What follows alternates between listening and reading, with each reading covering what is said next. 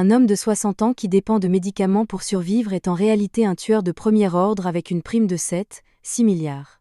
D'innombrables personnes sont mortes de sa main, et même les meilleures équipes de mercenaires au monde sont terrifiées par lui. Il a commencé à apprendre à assembler des armes à feu à l'âge de 10 ans. Alors que les autres enfants jouaient avec la boue, il apprenait à utiliser un couteau tous les jours de l'année. Alors que d'autres vivaient leurs premiers amours pendant leur jeunesse naïve, il apprenait à écouter des renseignements jusqu'à ce que ses oreilles saignent. Il était un espion russe, a assassiné d'importants fonctionnaires et a survécu à des organisations terroristes. Cependant, cet homme, renommé et servant des conglomérats sud-coréens, a été abandonné par un jeune patron nouvellement nommé simplement parce qu'il vieillissait et avait développé un cancer. Toutes choses doivent être mises au rebut. Quelque temps après, Pietro a ouvert une librairie et a mené une vie relativement paisible.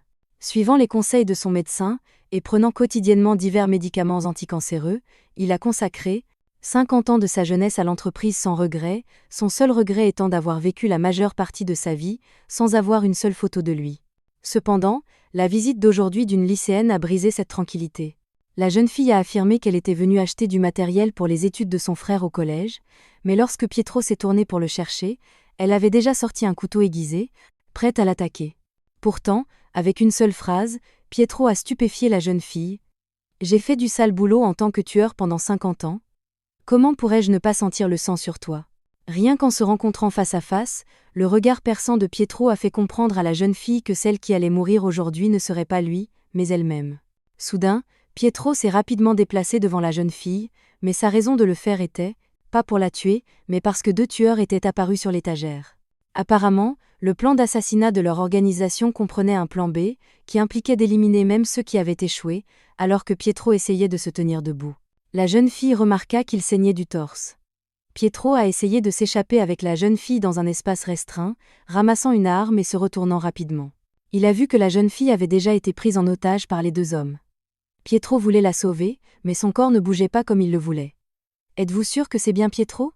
Un grand homme en trench-coat, tatoué d'une pieuvre à anneaux bleus, connu comme le maître numéro 1 du Jiu-Jitsu en Corée du Sud, nom de code Octopus, s'approchait lentement. « La seule raison pour laquelle je suis ici, c'est que mon patron est très mal à l'aise. Des milliers de personnes sont après toi parce que ta prime vaut 6 milliards de won. C'est le même montant sur mon compte. C'est ça. C'est l'argent pour lequel tu as travaillé si dur toute ta vie.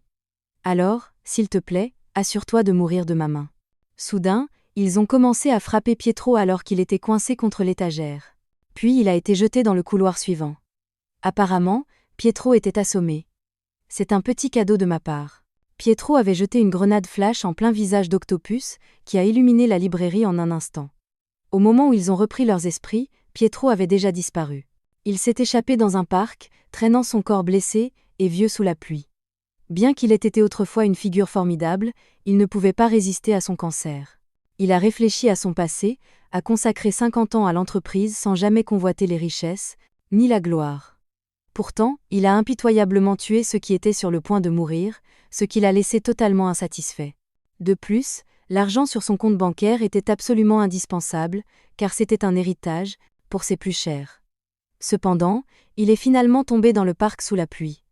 Pendant ce temps, 2 subordonnés discutaient de la légende de cet homme.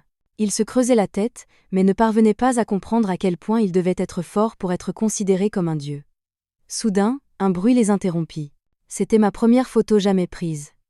Je ne sais pas ce qui s'est passé, mais quand je me suis réveillé, ce corps semblait plein de vitalité. L'homme avec une queue de cheval s'avança. « Ce n'est pas un endroit où tu peux simplement entrer. Je sais où je suis. Emmène-moi là où est Octopus. Alors, tu es aussi sur notre terrain. Mais cela signifie que tu dois mourir. » L'homme à la queue de cheval a balancé son poing.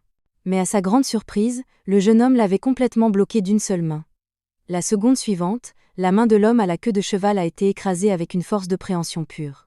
Derrière lui, l'autre subordonné s'est jeté sur le jeune homme en balançant un couteau. Avec désinvolture, l'homme a été arrêté en plein vol. 5 coups lui ont été donnés en un instant. Sur le côté, l'homme à la queue de cheval a ramassé un couteau. « D'où viens-tu » Mais le jeune homme a parlé sans se presser. Les tueurs sont divisés en 3 rangs. Les tueurs de 3e ordre utilisent des couteaux, simples et rapides. Les tueurs de jeune âge sont forts et habiles en coups de poing et de pied. Les tueurs de 1er ordre, cependant, peuvent utiliser n'importe quoi dans le monde comme arme. En voyant l'homme tenant une patte de pieuvre comme arme, l'homme à la queue de cheval s'est senti extrêmement humilié et s'est jeté sur lui sans hésitation. En quelques instants, le couteau a été désarmé d'un coup de tentacule. Ensuite, le tentacule a été enroulé autour du cou de l'homme à la queue de cheval. Avec une force pure, l'homme à la queue de cheval a été balancé et projeté vers une marmite de soupe bouillante, s'y écrasant avec un grand plouf. Les deux hommes ont été mis hors d'état de nuire en quelques instants. L'homme a lentement ramassé la photo. C'était une bonne photo, mais il est dommage que cette personne soit déjà morte. Maintenant, un nouveau Pietro est revenu. Jeune à nouveau, ne venez pas me chercher. Je vais vous trouver. La première chose qu'il a faite après être revenu à la jeunesse a été de vérifier son corps dans le miroir. Parce que lors du sauvetage de la lycéenne, il avait reçu une balle dans l'abdomen, mais maintenant la blessure sur son ventre avait guéri. Et même les cellules cancéreuses qui dévoraient sa vie avaient disparu. Ce jeune corps conservait l'expérience et les compétences de ses 50 ans de carrière de tueur. Le vieux Pietro qu'il recherchait ne sera peu, être jamais retrouvé. Mais le nouveau Pietro, maintenant méconnaissable, pouvait faire tout ce qu'il voulait avec ce jeune corps. Juste à ce moment-là, malgré le panneau interdisant de fumer dans les toilettes, deux vieux occidentaux fumaient à tout va. Pietro s'est approché et a simplement conseillé « c'est une zone non-fumeur ». Le grand homme a répondu en giflant le visage de Pietro « dégage ». Je suis de bonne humeur, alors je te laisse partir. Cependant, Pietro a choisi de ne pas riposter. Au lieu de cela, il s'est dirigé vers la porte des toilettes. Alors que tous les autres sortaient, il l'a verrouillée de l'intérieur. Même S. Des anciens. À ce moment précis, Pietro asséna un coup de poing rapide au foie, visant simultanément la gorge avec sa main gauche à une vitesse fulgurante. Avant même que le grand costaud ne réalise, sa gorge était déjà broyée. L'homme tomba instantanément. L'homme au teint hâlé resta figé, levant son couteau, ignorant qu'il faisait face à un tueur de premier ordre. Il essaya de menacer Pietro, mais en réponse, Pietro lui fit la leçon en lui expliquant qu'il tenait le couteau de la mauvaise façon. L'homme au teint hâlé chargea sur Pietro, mais fut rapidement contré, semblant être poignardé par le couteau. À cet instant, le couteau était maintenant dans la main de Pietro. L'homme au teint hâlé hurla de douleur, pensant qu'il avait été poignardé. « Je ne t'ai pas poignardé, sinon tu serais mort 3 fois déjà. » « Qui es-tu exactement » Pietro s'avança et attrapa son épaule. « Tu ferais mieux de te mêler de tes affaires concernant les affaires de la pègre. Si tu savais qui je suis, tu ne repartirais pas vivant d'ici. » Face à la menace glaçante de Pietro, l'homme au teint hâlé était si effrayé qu'il ne pouvait pas prononcer un mot, et son pantalon était déjà trempé d'urine. À ce moment-là, Pietro avait déjà enfilé les vêtements du grand costaud, qui, étonnamment, lui allaient bien. Cependant, à cet instant, il commença à s'inquiéter car son téléphone indiquait que l'argent de son compte bancaire avait déjà été vidé. Il leur avait dit auparavant que cet argent accumulé pendant plus de 50 ans de carrière de tueur ne devait pas être touché. Pietro se souvint de son passé. Lui aussi avait grandi dans l'orphelinat d'honneur. Pendant plus de 50 ans, l'orphelinat, sous couvert de prendre soin des orphelins, s'était transformé en le club de la gloire, désormais un immense cartel qui étendait son influence dans de nombreux milieux politiques. Bien que ce soit l'entreprise qui l'ait élevé, il devait maintenant détruire cet empire commercial étape par étape. Pendant ce temps, Octopus était dans un entrepôt, face à face avec sa cible. La cible était surprise qu'il soit venu seul. Pas besoin d'amener qui que ce soit d'autre si ce n'est que toi. Vous, les membres du Club de la Gloire, êtes trop gourmands. Finissons-en rapidement, mais j'ai organisé un festival juste pour toi. Puis, soudain, de nombreux hommes musclés sortirent de l'ombre. La cible savait qu'Octopus n'était pas l'un des disciples, donc son arrogance était irritante. Traitez bien notre invité. À peine ces mots prononcés, tous les mercenaires chargèrent sur Octopus. Depuis lors, la cible était au sol, tremblant. Ces hommes formidables furent facilement expédiés. Octopus était enroulé autour de l'un des hommes comme s'il n'avait pas d'os. L'étranglant jusqu'à ce qu'il devienne bleu, sa tête bloquée à un angle de 180 degrés, comme si leur concentration ne devait jamais être divisée. Finalement, Octopus chargea sur sa cible proprement dite, avec son corps tourné dans l'autre sens. Peu de temps après, Octopus et la fille retournèrent au quartier général. Octopus savait qu'un mandat serait bientôt émis et que d'innombrables personnes commenceraient à rechercher Pietro. Il espérait que la fille pourrait trouver où se trouvait Pietro.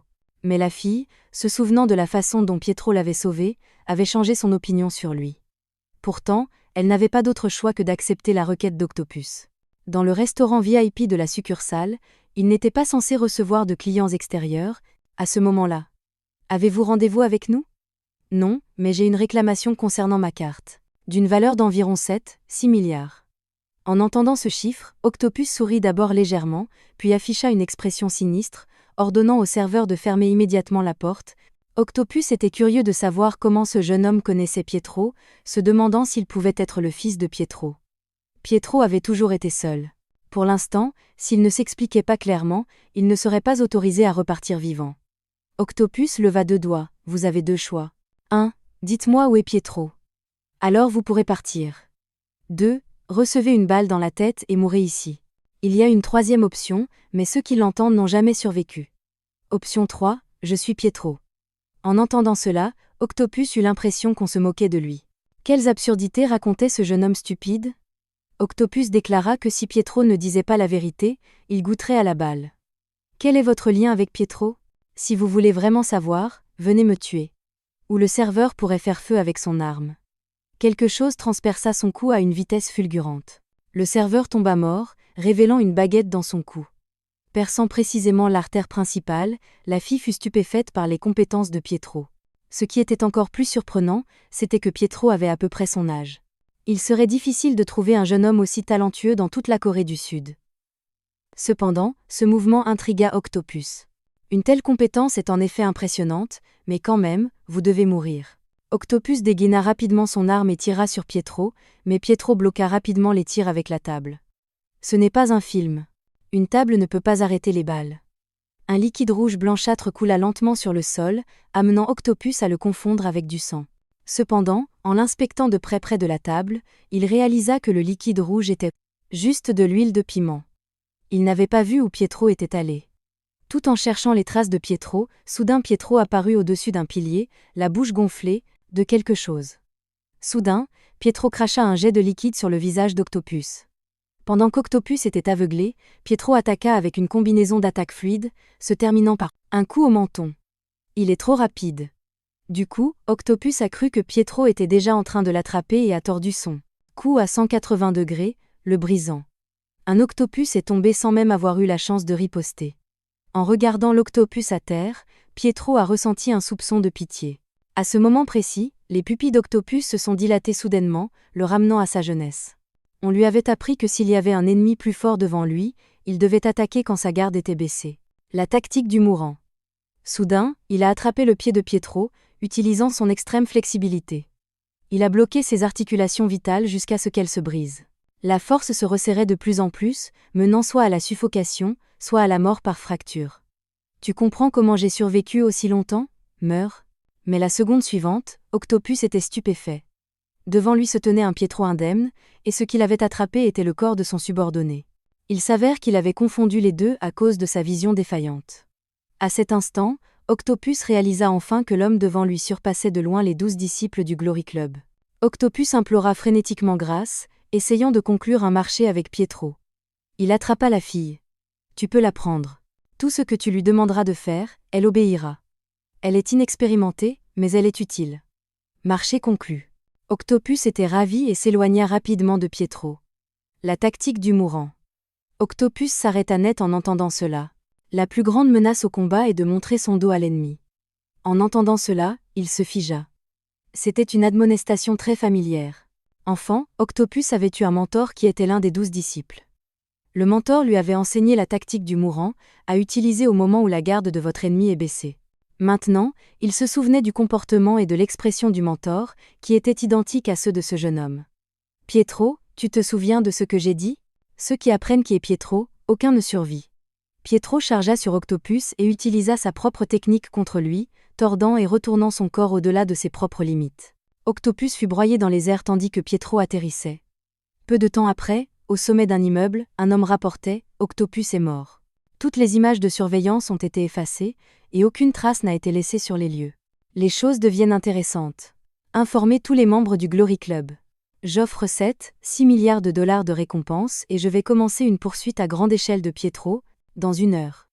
Après le meilleur tueur, Pietro se débarrassa parfaitement de plusieurs corps, puis se dirigea vers la rue. Les gens levaient les yeux alors que chaque immeuble de grande hauteur affichait des avis de recherche pour Pietro, et même les prospectus distribués par le personnel étaient remplis de ses photos. Ce qui semblait être une publicité inoffensive, était en fait la chasse à l'homme mondial du Glory Club. Pourtant, Pietro ne se laissait pas déconcerter face à cela, car il était en mission de vengeance avec une apparence complètement nouvelle. Bien qu'il soit seul pour le moment, de nombreuses tâches nécessitaient de l'aide, alors il pensa à quelqu'un, malgré l'animal de compagnie de cette personne, et certains comportements qui le mettaient mal à l'aise. Pietro décida de rechercher cette personne. Pietro se rendit ensuite dans des toilettes publiques bondées de sans-abri. Cependant, il y avait un compartiment caché là, bas. Il trouva et appuya à peine sur le bouton au clair de lune, ouvrant une porte qui menait à un souterrain, passage. En dessous se trouvait une pièce d'une splendeur éblouissante, un contraste frappant avec la simplicité d'en haut. Soudain, sa gorge fut pressée par une pointe maniée par une femme, avec un berger allemand, à ses côtés. La femme était aveugle, bien que ses yeux ne puissent pas voir. Son nez était exceptionnellement sensible. Elle pouvait clairement sentir que c'était un jeune homme, sans odeur d'alcool, et non un sans-abri local.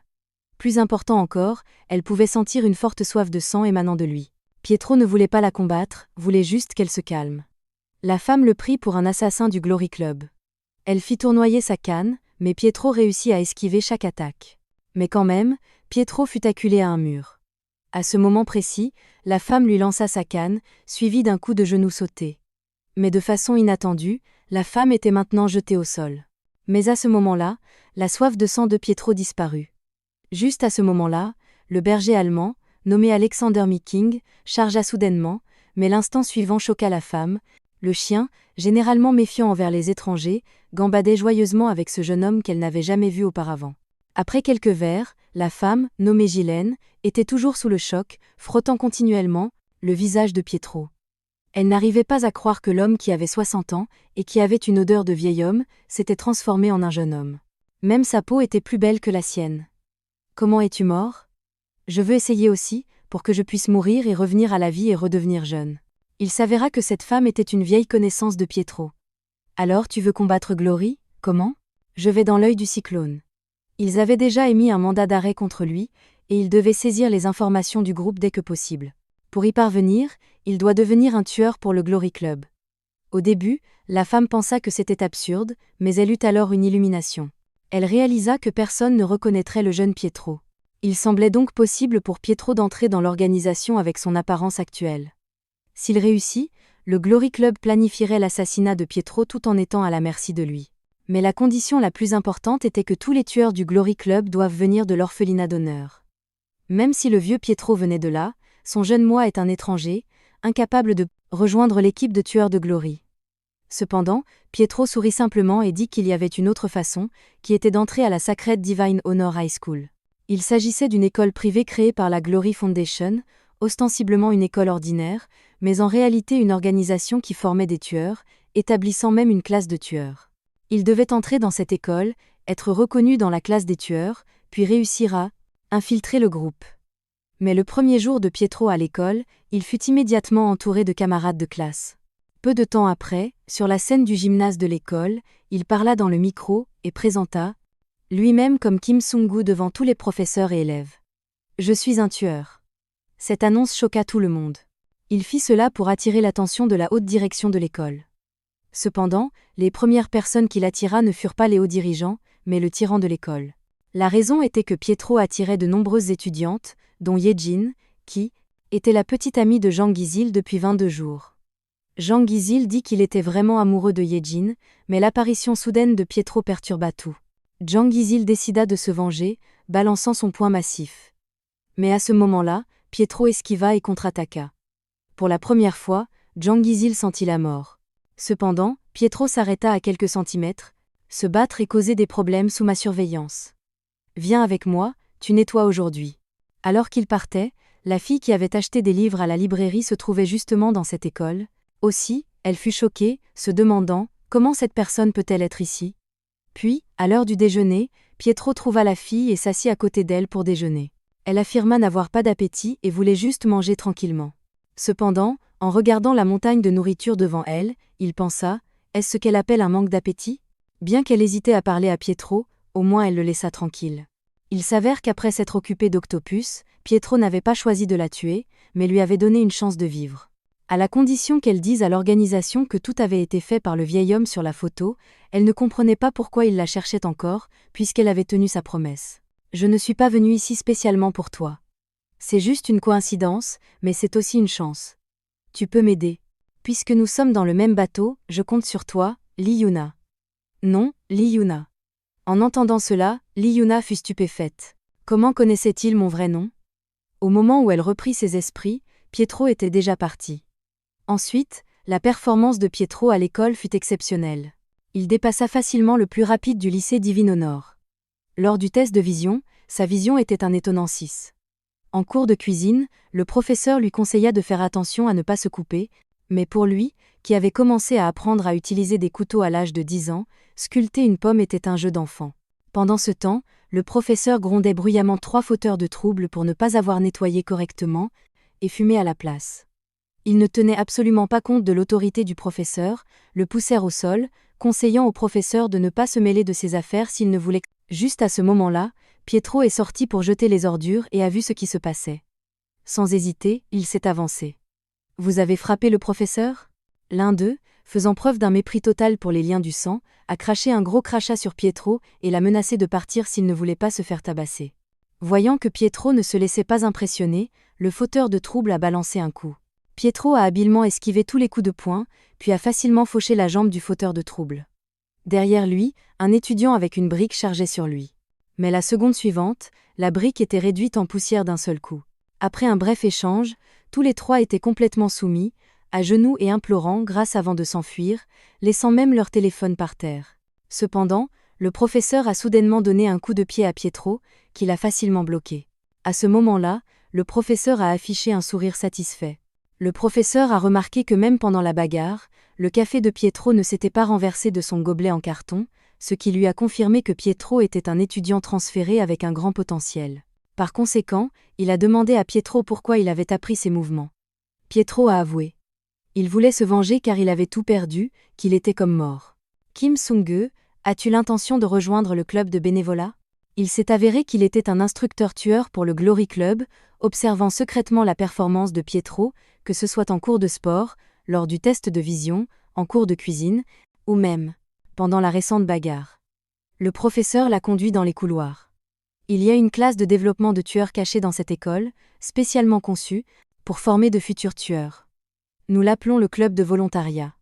Sous l'alias Kim Sung-gu, Pietro a infiltré les rangs de l'ennemi. C'est un nouveau volontaire qui travaillera avec nous à partir d'aujourd'hui. Lee Yuna était choquée que Pietro soit soudainement apparu ici aussi. Je suis Kim Sung-gu. Merci pour cet accueil chaleureux. Mais Pietro pensait que les gens ici n'avaient pas l'air de tueurs, à l'exception des deux devant lui. L'un était Dako-yun, connu pour sa vitesse, et l'autre était Dako-ja, connu pour sa force. Tous deux étaient diplômés de la 58e génération de l'orphelinat d'honneur, et pensaient que ceux qui ne venaient pas de l'orphelinat n'avaient pas le droit d'être dans cette classe. Même l'instructeur de tueurs ne pouvait rien faire d'autre que dire « Alors, faisons une cérémonie de bienvenue en bonne et due forme ». Tout le monde dans la classe était impatient d'accueillir Pietro, mais les frères Dako étaient ceux qui se sont avancés. Lee Yuna est immédiatement intervenue pour servir de médiatrice, espérant que tout le monde pourrait s'entendre pacifiquement. Mais Dako-ja l'a écarté, lui disant de se mêler de ses affaires. Lee Yuna savait à quel point Pietro était redoutable. On aurait dit qu'elle sauvait Pietro, mais c'étaient les frères qui avaient besoin d'être sauvés. Puis, Dako-yun et Dako-ja ont immédiatement attaqué Pietro. Face à leur assaut, Pietro s'en est sorti avec facilité. Les deux ont affirmé que cet endroit n'était pas pour les voyous de quartier, mais était destiné à former les meilleurs tueurs du monde, comme lui. Et lui a renvoyé au tout premier disciple, Pietro. Tous les trois ont immédiatement pris leur distance, et Pietro a défié les deux frères de l'attaquer ensemble. Dako-yun et Dako-ja étaient instantanément furieux et ont chargé Pietro avec intensité.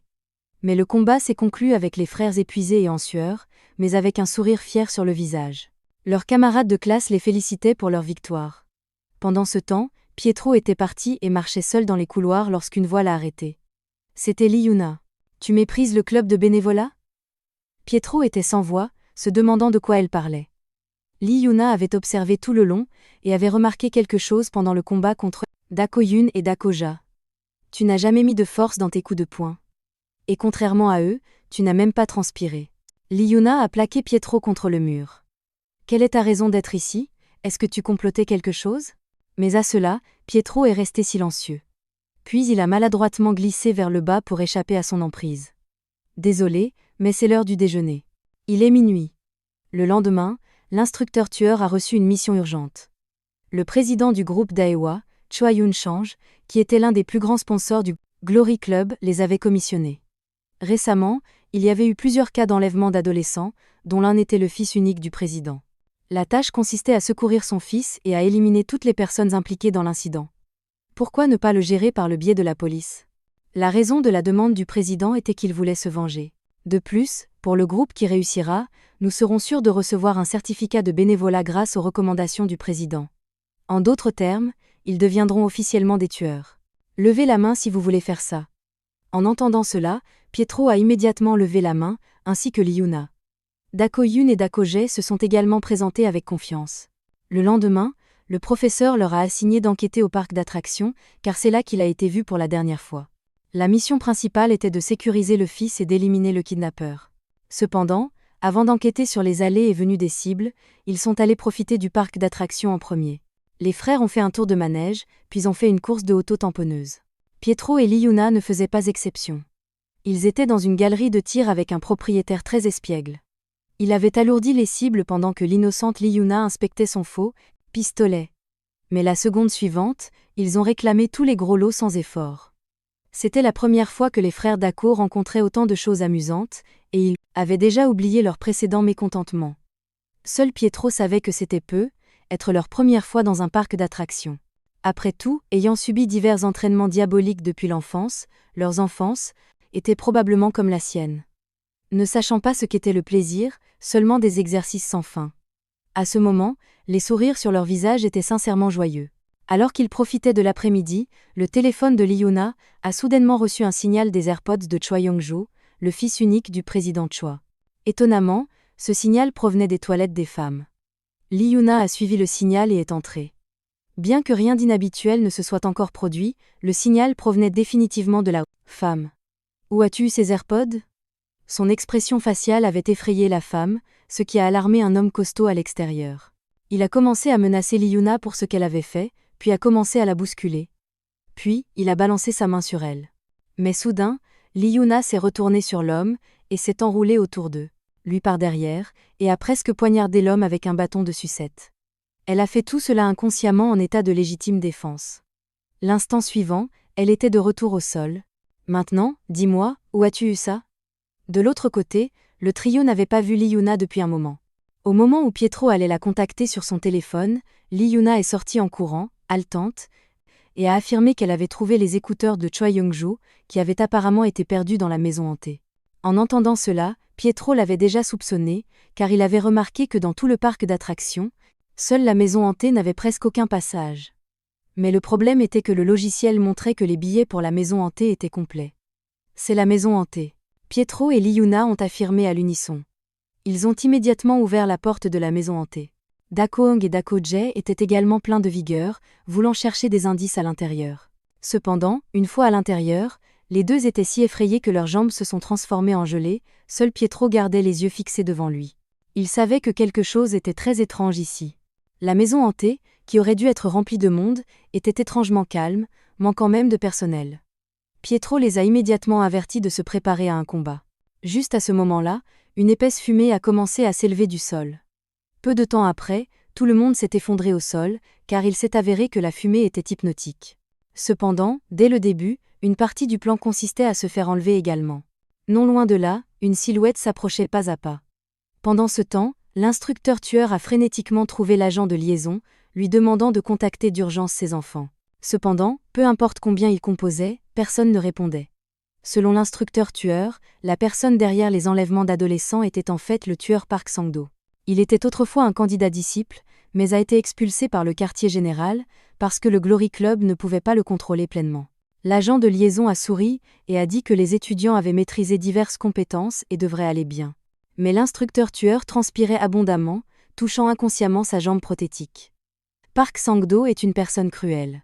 L'instructeur tueur a présenté sa jambe, affirmant que Park Sang-do était la raison de son état. S'il les attrape, il leur coupera les jambes. Pendant ce temps, à l'entrepôt où Park Sang-do stockait ses victimes, Pietro et Liuno étaient attachés à un poteau inconscient. Le saviez-vous ? Je vous ai endormi avec du chloroforme. Lorsque les gens normaux s'évanouissent à cause de cela, ils dorment la bouche ouverte. Liuno, cependant, avait la bouche fermée. Elle savait qu'elle avait été découverte comme étant éveillée maintenant. Mais à ce moment-là, Park Sang-do l'a chargée avec une intention malveillante. Mais juste à ce moment-là, Le téléphone de Lee Yuno a attiré son attention. Il a décroché le téléphone et a répondu. Je sais que c'est toi, Park Sang-do. Si tu oses toucher un cheveu de ces enfants, je te tuerai à tout prix. Même si cela risque ma vie. Ça fait longtemps, on dirait que tu vas y passer. Ne commence pas avec des paroles aussi effrayantes. Tu as peur que j'estropie ces enfants comme toi? Et si on faisait un pari? Je vais t'envoyer un emplacement. Et quand tu arriveras, Dev, si tu devines mal, je prendrai ce qu'il reste. À ce moment, l'instructeur de tueur tremblait. Park Sang-do tourna la tête vers une autre pièce. Les frères Dogo criaient partout en essayant de trouver Lee Yuno et Pietro. Il vaut mieux te dépêcher, Seigneur. Puis Park Sang-do a mis fin à l'appel et a quitté la pièce. Après le départ de Park Sang-do, Lee Yuno a tranquillement ouvert les yeux. Elle ne savait pas quoi faire ensuite. Ses mains étaient fermement attachées, alors elle a plutôt utilisé ses pieds. Elle a essayé de réveiller Pietro. Pour découvrir que Pietro était déjà réveillé, Lee Yuno a rapidement retiré ses pieds, embarrassée.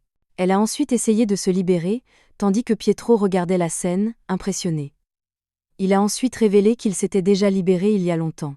Pietro a libéré Lee Yuno, et les deux ont commencé à se déplacer dans la pièce suivante. De l'autre côté, Dako Young et Dako Jae s'étaient déjà réveillés. Si vous ne voulez pas mourir, remettez le fils du président Choi. Park Sang-do sourit légèrement. Et si on faisait un pari? Pendant ce temps, l'instructeur de tueur était déjà en route.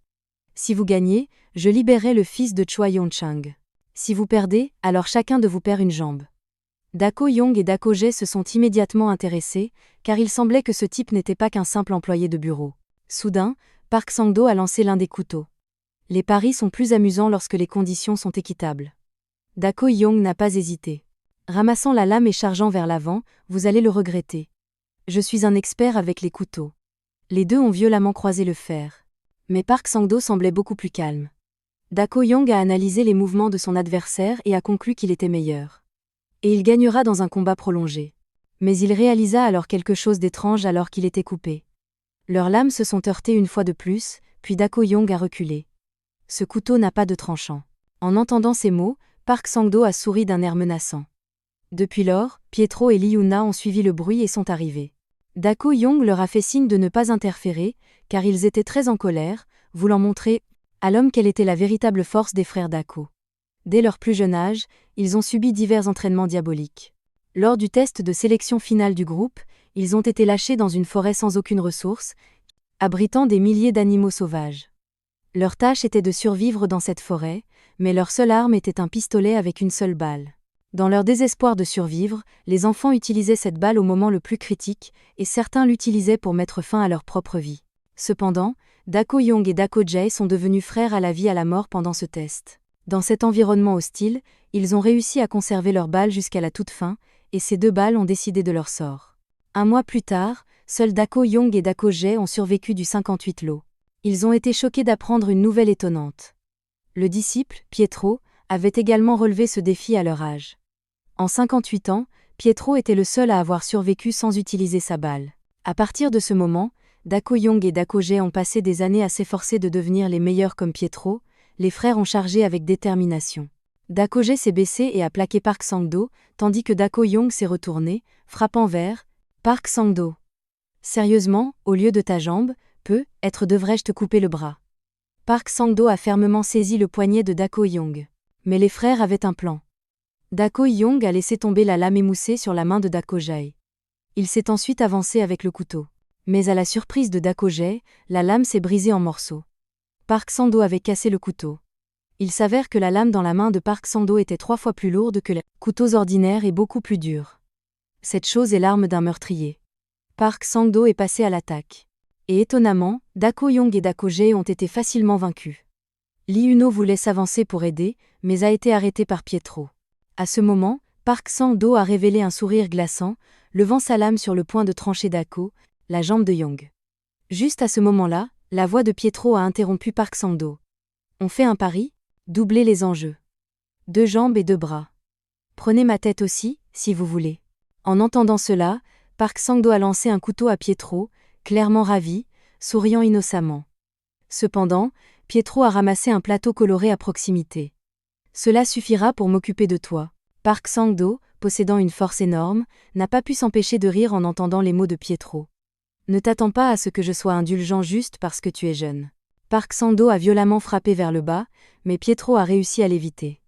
Park Sang-do a ensuite poursuivi sans relâche, tandis que Pietro utilisait le plateau comme bouclier pour bloquer les attaques. Mais Park Sang-do préparait une autre attaque puissante.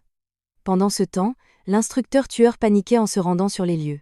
L'instructeur tueur avait autrefois rassemblé une équipe pour assiéger le rebelle Park Sang-do, composé de 5 tueurs birans vétérans. Cependant, pendant leur combat contre Park Sang-do, l'instructeur tueur était abasourdi. Park Sang-do s'est facilement débarrassé d'eux, ses mouvements dépassant les limites humaines.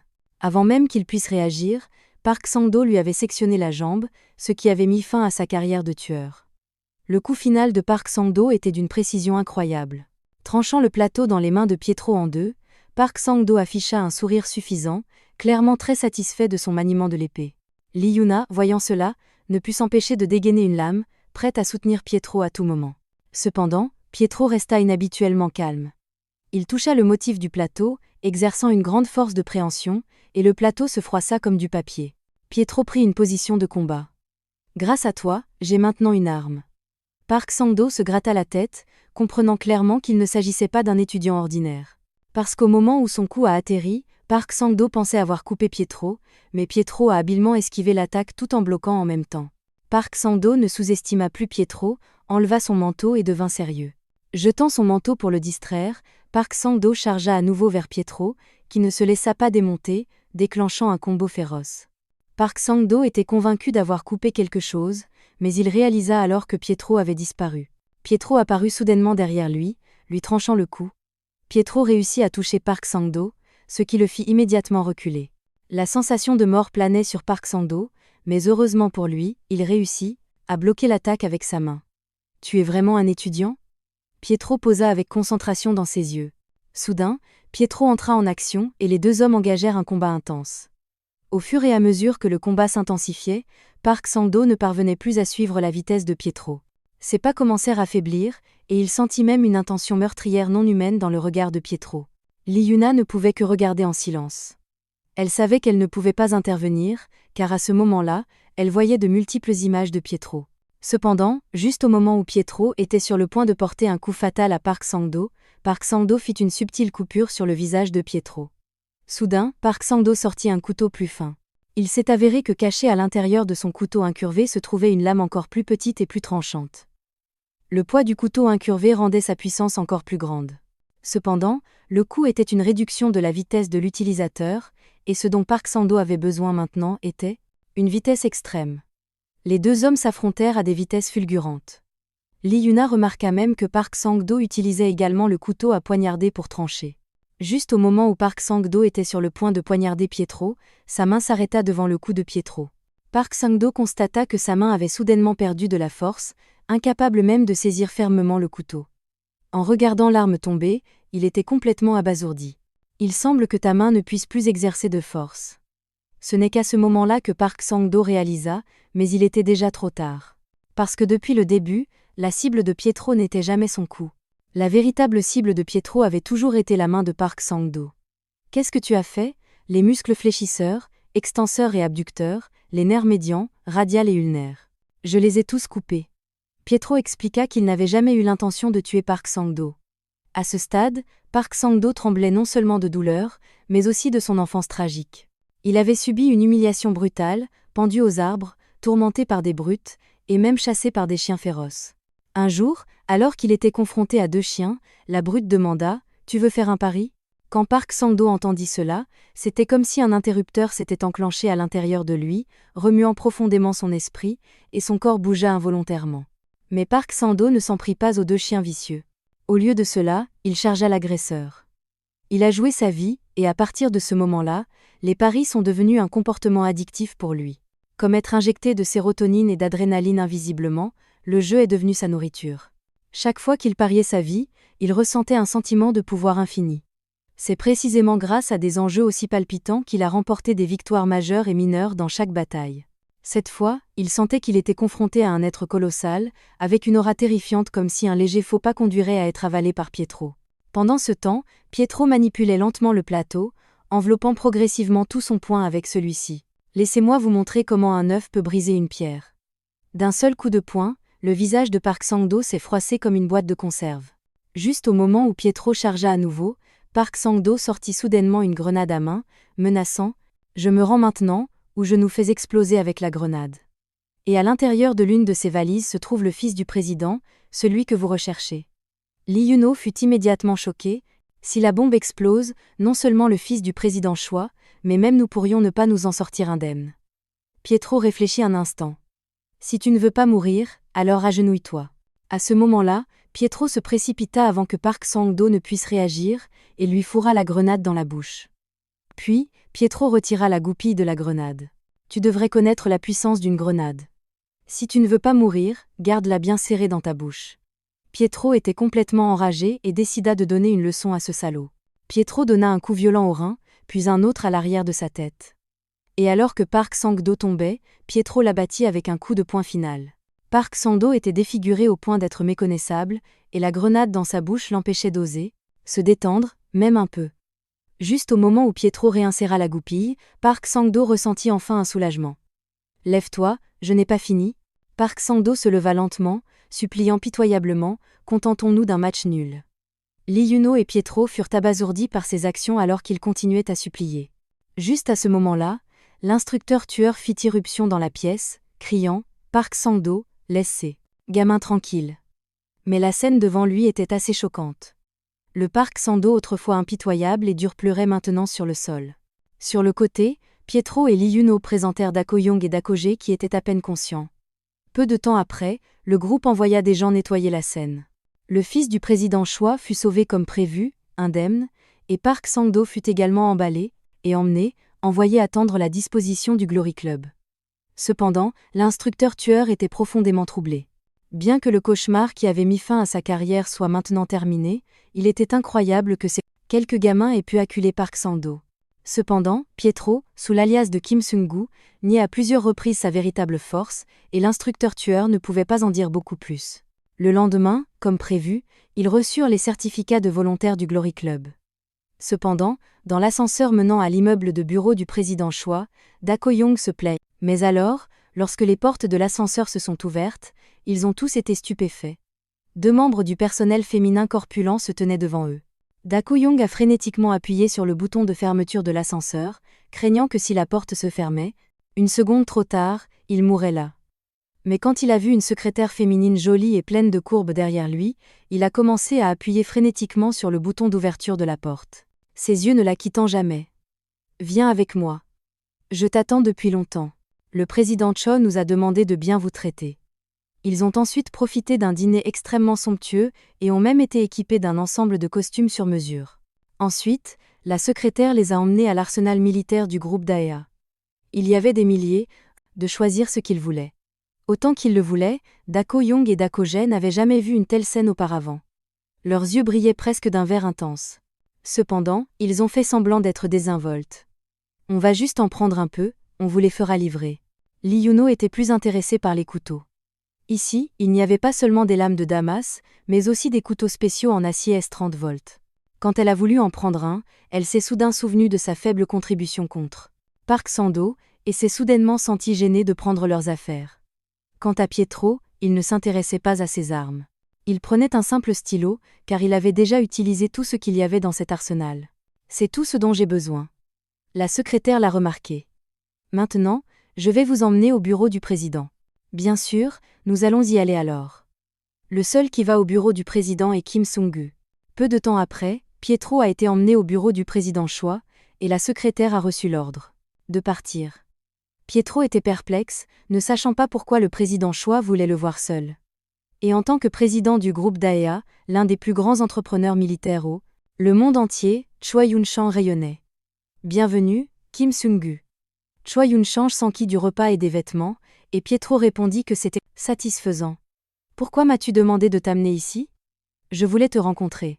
Il n'y a pas d'autre raison. » Mais Choi Yun-chang se rapprocha. « En fait, il pourrait y avoir une raison à ta présence ici. Étudiant Kim Sung-gu, je sais qui tu es. » En entendant cela, les yeux de Pietro s'écarquillèrent. « Tu ressembles trait pour trait à Pietro. » Cela fit sourire Pietro. Le 24 décembre 1978, à Namsan, un soldat russe était interrogé. « Parle, espèce d'ordure. Où est Choi Yun-chang? Le Russe rit. Le seul moyen de sauver le gamin est de livrer vos missiles à l'Union soviétique. Si vous refusez, le fils du groupe Daea mourra. En entendant cela, Choi Daea eut l'impression que son monde s'écroulait. Le secrétaire le rassura en lui disant qu'ils avaient déjà appelé à l'aide les États-Unis, et que la Delta Force la plus élitiste était en route pour Moscou. Mais malheureusement, la Delta Force qu'ils avaient envoyée avait déjà été éliminée. Ils n'avaient d'autre choix que d'aller à cet endroit. Ils se rendirent à l'église de l'honneur. Choi Daea, frénétique et presque fou, frappa frénétiquement aux fenêtres de l'église, suppliant le prêtre. « Si vous êtes prêt à sauver mon fils, je accepterai n'importe quelle condition. » Le groupe Daea peut fournir près de 100 ans de soutien à l'église. Ces 12 disciples que vous élevez, s'il vous plaît, envoyez le meilleur. Ne vous inquiétez pas, vous n'avez qu'à prier. Car le missile de Dieu est déjà arrivé à Moscou. Une personne, même l'élite de la Delta Force américaine, a été anéantie. Que peut faire une seule personne, toute seule? Tout, même seul, il suffit. Pour mon fils, il est le plus fort. Pietro arriva, ouvrit la porte d'une cabine remplie de Russes. Comment est-il arrivé ici? Est-il seul? C'est exact. Pietro répondit en russe. Le Russe était confus. Soudain, un trou fut percé sur son front. Pietro se déplaça rapidement en tirant, laissant une traînée de cadavres derrière lui alors qu'il s'enfonçait plus profondément dans le train. Le nombre de vos têtes correspond parfaitement au nombre de balles que j'ai. En entrant dans la cabine suivante, une voix lui cria « Si tu ne veux pas un trou dans la tête de ce gamin, lâche ton arme. J'ai entendu parler de toi. » Le monstre qui ne laisse aucun survivant, le disciple Pietro. Il leva les bras comme pour se rendre. Mais alors, il commença à parler en coréen. « Choi Yun-chang, baisse-toi après que j'ai compté jusqu'à 3. 1. Qu'est-ce que tu racontes? Parle russe. 2. Arrête tes conneries et agenouille-toi, espèce d'enfoiré. 3. Pietro révéla une pièce de monnaie qui était cachée au dos de sa main. Puis soudain, en un éclair, Pietro lança la pièce de monnaie de toutes ses forces, frappant le Russe en plein front. « Merci de m'avoir sauvé. Tu es coréen, n'est-ce pas? Je n'oublierai jamais ta gentillesse. Je te rembourserai. Et, Choi Yun-chang, je ne suis pas venu te sauver. » dit-il en posant son chapeau sur l'enfant. « Je suis venu sauver l'avenir de Daegru. Si tu comprends, alors allons-y. Le chemin du retour est long. Pendant ce temps, de retour dans le présent, grâce à toi, je suis encore en vie. 40 ans plus tard, je n'ai pas oublié le visage de mon héros. Alors, Kim Sung-gu, ai-je raison? Pietro, cela l'a choqué une fois de plus. Il craignait que son identité n'ait été découverte. Ce doit être ton grand-père. Vous vous ressemblez beaucoup, mais je ne savais pas qu'il avait de la famille. Pietro se dit que ça faisait longtemps que quelqu'un ne lui avait pas fait aussi peur. Cependant, il était aussi soulagé que le jeune garçon autrefois fragile soit devenu un homme séduisant. Plus tard, Choi Yun-chang a réprimandé Kim Sung-gu pour n'avoir pris qu'un simple stylo. « Je suis heureux avec ça, monsieur. » À cause de cela, Choi Yun-chang a décidé de lui faire un cadeau. Il ne pouvait pas laisser le petit-fils de Pietro partir comme ça. « Il y a longtemps, ton grand-père a utilisé un modèle similaire pour me sauver. Le summum de la technologie du groupe Daewoo, la 100 Petrus 4. Ce produit, non destiné à la vente au public, possède le moteur le plus puissant au monde, revendique la vitesse non officielle la plus rapide au monde avec une vitesse de pointe de 527,20 et 1 km divisé par h, et dispose également de capacités furtives, capables même de perturber tous les signaux. En mission, il n'y a pas besoin de s'inquiéter de la surveillance et du suivi GPS. Les yeux de Lee Yun-chang s'écarquillèrent à la vue du véhicule, allant de l'avant de manière incontrôlable, pour le caresser. Tu n'étais pas obligé d'aller aussi loin. Alors que Dakoyun et Dakojae faisaient semblant de ne pas être intéressés, la seconde suivante, ils ont demandé au secrétaire si ils pouvaient échanger leur équipement contre ce véhicule de rêve. Mais bien sûr, la réponse était non. Pendant ce temps, Pietro lança un casque à Lee Yun-chang. « Dépêche-toi et monte. » Et elle a accepté de le faire. Juste à ce moment-là, l'instructeur tueur a appelé. « Vous vous amusez bien? Je ne devrais pas interrompre à ce moment-là. Mais il y a quelque chose que vous devez savoir. Les gens de Glory veulent vous rencontrer. Ils sont très intéressés par vous quatre. » Pietro fit vrombir le moteur, sachant qu'il s'agissait d'un rassemblement de tueurs. Les expressions de Dakoyun et Dakojae devinrent sérieuses. Ils ont compris que c'était une chance de se montrer. Mais ensuite, les deux ne pouvaient que rouler en scooter électrique sur le chemin du rassemblement. Sur le côté, Lee Yun-chang et Pietro ne peuvent que regarder avec honte. Accélère. Kim Sung-gu. Alors ils seront à la traîne. Exactement, éloignons-nous d'eux. Peu de temps après, ils se sont préparés et sont arrivés à l'église filiale du Glory Club. Dako-Yun et Dako-Jae étaient extraordinairement excités, étant populaires comme fatigants. Je vois ce que tu veux dire. Ils savent sûrement que nous sommes supposés être des rangs S. Êtes-vous prête, Miss Yun-Change? Mais Lee Yun-Change était trop occupée à s'inquiéter si l'excitation des frères pouvait causer des problèmes. Les portes massives de l'église étaient juste devant eux. Entrons alors. Puis ils ont poussé les portes de l'église. La scène devant eux dépassait de loin leurs attentes. L'église n'était pas grande, mais elle était remplie de gens, tous des tueurs de haut niveau formés par le Glory Club. C'est ici que les révélations sont reçues. Ce sont les missions que les tueurs de Glory reçoivent en fonction de leur rang individuel. Cachées sous une hostie pour la communion, les missions sont distribuées aux tueurs. Pour Lee Yun-Change, c'est ainsi que les vrais tueurs obtiennent leur mission. Mais pour Pietro, ce n'étaient que des tueurs de bas rang. Cette fois, Dako-Yun et Dako-Jae ont reçu leur première mission officielle du groupe, et étaient exceptionnellement excités. Cependant, quand ils ont vu se battre comme mission, ils n'ont pas compris ce que cela signifiait. Le prêtre a expliqué que l'Église ne donne pas de mission aux nouveaux venus, mais donne une tasse de délicieux sang sacré en récompense de leur adhésion à l'organisation. De façon inattendue, le prêtre a aspergé le sang sacré sur la tête de Dako-Yun. C'est bon? Nous attendions que vous veniez. Espèce d'enfoiré dérangé. Dako-Yun écrasa avec colère l'hostie avec ses dents. Vous ne savez pas à quel genre de personne vous parlez. Seigneur, les frères ont commencé à étirer leurs muscles, prêts à se battre. 2 assistants de l'église se sont placés devant le prêtre, également prêts à enseigner à ses novices une leçon. Soudain, Dako-Yun a sauté sur le rambé balafré avec un coup de pied, avec Dako-Jae enchaînant avec un coup de poing. Devenant des disciples de rang S comme Pietro, les frères ont continué leur assaut combiné, repoussant leur adversaire vers l'arrière. Lee Yuna regarda avec étonnement, sentant que leur force était devenue encore plus formidable que lorsqu'ils se sont battus contre Park Sando. Le rambé balafré atterrit fermement sur le banc de l'église. Il vit Dako-Jae chargé sur lui, mais réalisa alors que le plus petit manquait. Puis soudain, ses chevilles furent attrapées. Tu me cherches, Dako-Jae sauta alors, prêt à déclencher un coup violent sur le rambé balafré. Cependant, du sang a commencé à couler sur le visage de Dako-Yun. J'ai aussi rêvé une fois de devenir comme Pietro, mais il semble que je vais devoir vous faire réaliser la réalité du monde réel. Dako-Yun s'exclama le nom de son frère, mais fut immédiatement frappé en pleine joue. Lee Yuna essaya de s'avancer pour intervenir, seulement pour être arrêté par un autre adversaire. Comment c'est de voir le monde réel? Vous savez, ce type a travaillé toute sa vie pour devenir un rang B. Les tueurs normaux qui atteignent ce rang peuvent être considérés comme spéciaux. Les autres tueurs du Glory Club sont divisés en 4 niveaux. Les rangs D n'effectuent que des tâches ciblant des gens ordinaires. Les rangs C s'occupent généralement de gangs ou d'autres organisations armées. Les rangs B engagent le combat avec d'autres tueurs. Les rangs A participent à des missions d'assassinat au niveau national. Au-dessus de ceux-ci, ceux qui se tiennent au sommet, les 12 disciples, symbolisés par les croix d'argent qu'ils tiennent. Les efforts seuls ne suffiront jamais pour atteindre le rang S. Si vous voulez devenir un disciple, la seule façon est de mourir et de renaître. L'homme balafré leva son poing et l'abattit sur Dako-Yun, l'assommant. Tu n'étais qu'un subalterne de pieuvre, sans capacité unique ni compétences correspondantes. Tu devrais être reconnaissant d'être un ancre de cerf, vraiment éhonté. À ce moment, Pietro attrapa le poignet de l'assistant. Ça suffit. N'allez pas trop loin, Seigneur. Pietro commença à serrer le poignet plus fort, mais il se souvint du conseil de Gileon de ne pas se faire remarquer et réprima son envie de se battre. Comment oses-tu parler si arrogamment à un adulte? Lee Yuna ne pouvait que regarder avec terreur, alors que Pietro disait « Frappez-moi autant que vous voulez ». Cela fit hésiter l'assistant. Mais laissez-moi les emmener à l'hôpital, mais je n'oublierai jamais votre enseignement, Seigneur, de ne pas oser parler à la légère des disciples. Pietro resta sans voix. Vous pourrez revenir quand vous l'aurez mérité. Le groupe sortit de l'église vaincu. Dako-Yun était déçu de lui-même. Que dit-on à l'instructeur Gwangyu? Lee Yuna et Pietro ne pouvaient que regarder en silence.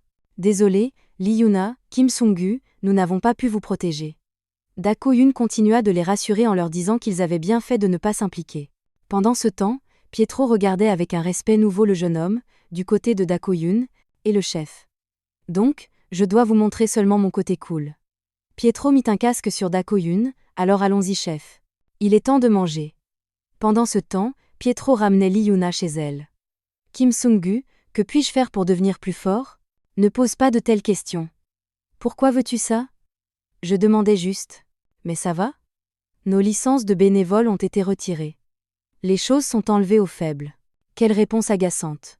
Tu es nul, mais cela ne change rien au fait de ma faiblesse. Li Yuna serra fermement ses vêtements, se penchant contre son dos. Tout était implicite. À la tombée de la nuit, les deux cherchèrent à se divertir à l'extérieur et retournèrent à l'église de la branche Glory Han River. Sous le clair de lune, une silhouette sombre était déjà présente dans l'église. Es-tu venu te faire tabasser à nouveau ou te repentir de ce que tu as fait? Et, n'ignore pas les adultes quand ils parlent. Pietro serrait ses mains ensemble avec la croix d'argent des 12 disciples dans ses mains. Était-il vraiment nécessaire d'aller aussi loin? Je suis venu te montrer ce que tu n'as jamais vu et ce que tu ne reverras jamais de ta vie. Les compétences d'un disciple de rang S. Pendant ce temps, le tueur Birang au visage balafré faillit éclater de rire. Il sentait qu'ayant été un tueur pendant 14 ans, il n'avait même jamais vu un disciple, encore moins le combat d'un disciple de rang S. Cependant, quand il regarda sur le côté, il fut déconcerté. Zhang SSI, classé parmi les meilleurs, avait maintenant un visage sombre. Il fixait cet inconnu lycéen d'Irank, qui n'avait ni couverture ni arme, tenant seulement un chapelet de perles sacrées, plein de défauts. Mais ses yeux révélaient une intention meurtrière sans fin. Zhang SSI, tu es terrifié par ce gamin? Alors que Zhang SSI reprenait ses esprits. Il se rassura en se disant que ce n'était qu'un gamin avec un regard effrayant. Il sortit un livre lourd de derrière. Si un junior commet une mutinerie contre un senior, alors le senior a le droit d'exécuter le junior.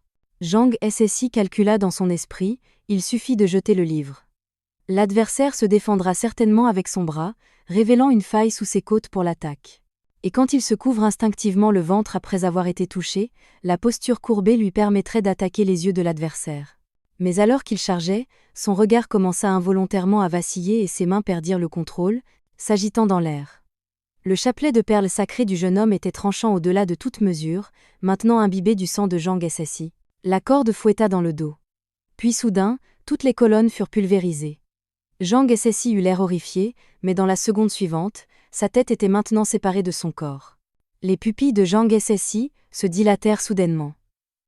Il couvrit immédiatement son cou, haletant lourdement, la chair de poule lui montant des pieds jusqu'au sommet de la tête. Pourquoi restes-tu là sans rien faire? Zhang SSI. Zhang SSI était pétrifié juste devant Pietro, car à l'instant, dans son esprit, il s'était affronté à Pietro des milliers de fois. Peu importe la méthode ou la forme, à chaque fois il avait été vaincu, avec des décennies d'expérience et des milliers de batailles derrière lui. Zhang SSI savait instinctivement si oui ou non il se battait réellement. Il était destiné à perdre. Le regard et la pression de l'autre étaient un type de pouvoir terrifiant qu'il n'avait jamais ressenti auparavant. À ce moment-là, Pietro se contenta de lever légèrement la main, et Zhang SSI pleurait déjà et implorait grâce, suppliant désespérément d'être épargné. Cependant, Pietro lui tapota simplement doucement le visage. « Seigneur, reconnaître la présence de la mort est une compétence fondamentale pour un tueur. D'une certaine manière, tu es assez fort. Aujourd'hui, tu as appris une leçon précieuse. » Après avoir dit cela, Pietro sortit de l'église à grands pas. Zhang apparut alors, sortant de la voiture avec « Et si ça dégénérait et que les types du Glory Club l'apprenaient? Ça n'arrivera pas. Imagine un peu, un tueur à la bière vaincu par un nouveau venu à la cervoise, humilié par quelqu'un de 20 ans plus jeune sans même avoir levé le petit doigt. Si c'était toi, tu l'annoncerais. Zhang, boudeuse et toujours inquiète pour lui, ne savait plus quoi dire. Alors que Pietro démarrait le moteur et s'éloignait dans la nuit, le lendemain, Doc Ouyang et Doc Oje tremblaient, craignant la colère du moniteur tueur, car leur licence de volontaire venait d'être perdue. Au moment où ils se sentaient complètement impuissants, un bruit les a fait sursauter. Mais ce n'était pas l'entraîneur qui apparaissait, c'était Zhang SSI. Jay, c'est un fantôme. Va-t'en, esprit maléfique. Pourquoi es-tu venu ici? Maître, allez-vous encore nous frapper? Maître, les frères tremblaient sur leur siège. Cependant, Zhang SSI leur a simplement remis leur licence de volontaire, et les frères ont souri largement, soulagés de ne pas être réprimandés par leur professeur. Pendant ce temps, l'attention de Zhang SSI était déjà ailleurs. Elle était sur Pietro, déguisé en Kim Sung-gu, dont l'aura oppressante que Zhang SSI ne pouvait toujours pas oublier. Ensuite, Doc Ouyang et Doc Oje ont remercié Zhang SSI, et Pietro a souri à cette scène. Il était temps de rendre également la licence de volontaire de Li Yuna. Cependant, dans la salle de classe, seul Doc Ouyang se vantait auprès de ses camarades de classe, et Li Yuna était introuvable. À ce moment-là, dans la salle d'entraînement, Li Yuna s'entraînait furieusement contre le mannequin. Se souvenant des combats de Doc Ouyang et Doc Oje contre Park Sando, lors de leur confrontation avec l'aide de l'église, elle réalisa à quel point elle était faible en comparaison. Elle poignarda le mannequin, épuisée. Si cela continue, son frère Eugene sera en danger. Juste à ce moment-là, Pietro apparut derrière Liyuna, lui tendant la carte d'identité de sa licence de tueur. « Je n'ai pas le droit de la voir. Est-ce à cause de ton frère ? Tu te sens pitoyable, mais tu as choisi d'être une tueuse qui ne te convient pas. Tout pour ton frère, n'est-ce pas ? N'agis pas comme si tu savais tout. Si tu ne comprends pas la situation de quelqu'un, ne le juge pas. Je ne sais pas grand-chose sur toi, mais je sais une chose. Ton frère n'est pas ton frère biologique ? » Liyuna était sans voix. « Peux-tu me dire ce qui est arrivé à ton frère ? » Il s'est avéré que le frère de Liyuna n'était pas du tout son vrai frère. Il était juste un autre enfant de l'orphelinat. Liyuna avait toujours été solitaire. Elle ne voulait pas de famille. Abandonnée dans un casier de la station de métro le jour de sa naissance, elle aurait dû y mourir, mais elle a été sauvée et envoyée dans un orphelinat. Bien que les conditions de l'orphelinat n'étaient pas bonnes, c'était quand même un endroit où vivre. Elle ne s'était jamais intéressée à des concepts comme les amis ou la famille parce qu'elle ne voulait plus être abandonnée. Elle pensait que ce serait bien de mourir seule. Cependant, lors d'une mission, elle a été abattue, ce qui a entraîné de graves saignements. Pendant le traitement d'urgence, elle a entendu des gens discuter, il ne reste plus beaucoup de plasma. Devrions-nous l'envoyer à l'hôpital au nord ? Est-ce nécessaire ? On pourrait juste la jeter dehors. Des enfants comme elle, il y en a partout. De plus, nous n'avons plus beaucoup d'argent de subvention ces jours-ci. Le personnel a quitté la salle médicale, et Eugene les a suivis à l'extérieur. Liyuna pensait que cela allait arriver, et elle était heureuse de n'avoir aucun regret. Cependant, elle s'est réveillée du lit d'hôpital peu de temps après, et le médecin lui a dit que c'était un miracle. Pourtant, après sa guérison, elle n'a plus jamais revu Liyuna. Mais juste à ce moment-là, Liyuna a entendu les médecins parler de Eugene, qu'il avait dit qu'il devait sauver sa sœur, même si cela lui coûtait la vie. Finalement, il est tombé malade à cause de l'opération. Mais Nuna va-t-elle bien maintenant ? Liyuna avait l'impression que son cœur se brisait. Elle pensait qu'il ne lui restait plus de famille, que personne ne ferait quoi que ce soit pour elle. Mais Eugene était là depuis tout ce temps. Un paquet de coagulants sanguins coûte 6 millions de dollars, et Eugene a besoin d'une bouteille toutes les 5 heures. C'est un fantôme qui prend tout mon argent. Jetons-le et arrêtons le traitement. Mais juste à ce moment-là, Liyuna interrompit leur conversation, s'agenouillant devant eux. Ne le jetez pas. Je vais beaucoup mieux maintenant, donc je peux gagner de l'argent. Je paierai les frais, quoi qu'il arrive, parce que je suis sa Nuna. C'était la première fois que Liyuna avait une raison de vivre. Qui se soucie qu'il ne soit pas mon vrai frère ? Qui se soucie si nous ne nous ressemblons pas ? Je ferai n'importe quoi pour le sauver. D'accord, je me suis mêlée de tes affaires imprudemment. Je vais y aller maintenant. Tu devrais terminer ton entraînement. Tu es la personne la plus forte que j'ai jamais rencontrée, sans exception. Je t'en prie, aide-moi à devenir plus forte. Pietro l'examina attentivement, réfléchissant. Liyuna était petite, faible, timide. Et avait un tempérament vif, qui sont tous de terribles traits pour un tueur. Cependant, mademoiselle Yuna, vous avez les meilleurs yeux pour un tueur. Liyuna ne détournait jamais le regard d'un combat, comme si elle essayait d'absorber tout cela. Du combat avec Octopus, du combat avec les frères Dako, et même de la rapidité de Park Sang-do. Votre acuité visuelle dynamique est au top 1%. C'est un talent naturel, un avantage qui ne peut être compensé par les seuls efforts. Donc, il existe une arme qui peut transformer vos désavantages en avantages. Si vous pouvez la maîtriser avec précision et habileté, vous deviendrez un tueur vraiment excellent. Quand Liyuna a vu ce qu'il y avait dans ses mains, elle a été incroyablement surprise. Cela peut-il vraiment suffire ? Le lendemain, Dako Young et Dako Jae étaient fiers de leur salaire hebdomadaire d'1 million de won, tandis que Liyuna ne s'était pas encore présentée. Dako Young devina que Liyuna faisait probablement un travail à temps partiel. Elle devait nettoyer les traces des scènes que les tueurs avaient visitées, peu importe si la scène était couverte d'excréments ou de viscères. La saleté ne la dérangeait pas, car elle lui procurait un revenu important. Pour son frère allongé sur le lit d'hôpital, Liyuna faisait tout ce qu'elle pouvait, tandis que Dako Young et Dako Jae ne comprenaient pas. Pourquoi travailler si dur quand on peut avoir de l'argent en ne faisant rien ? Juste à ce moment-là, Dako Young a reçu un texto de Liyuna, lui demandant de lui apporter une écharpe. Peu de temps après, ils sont arrivés dans un entrepôt frigorifique à -20°C.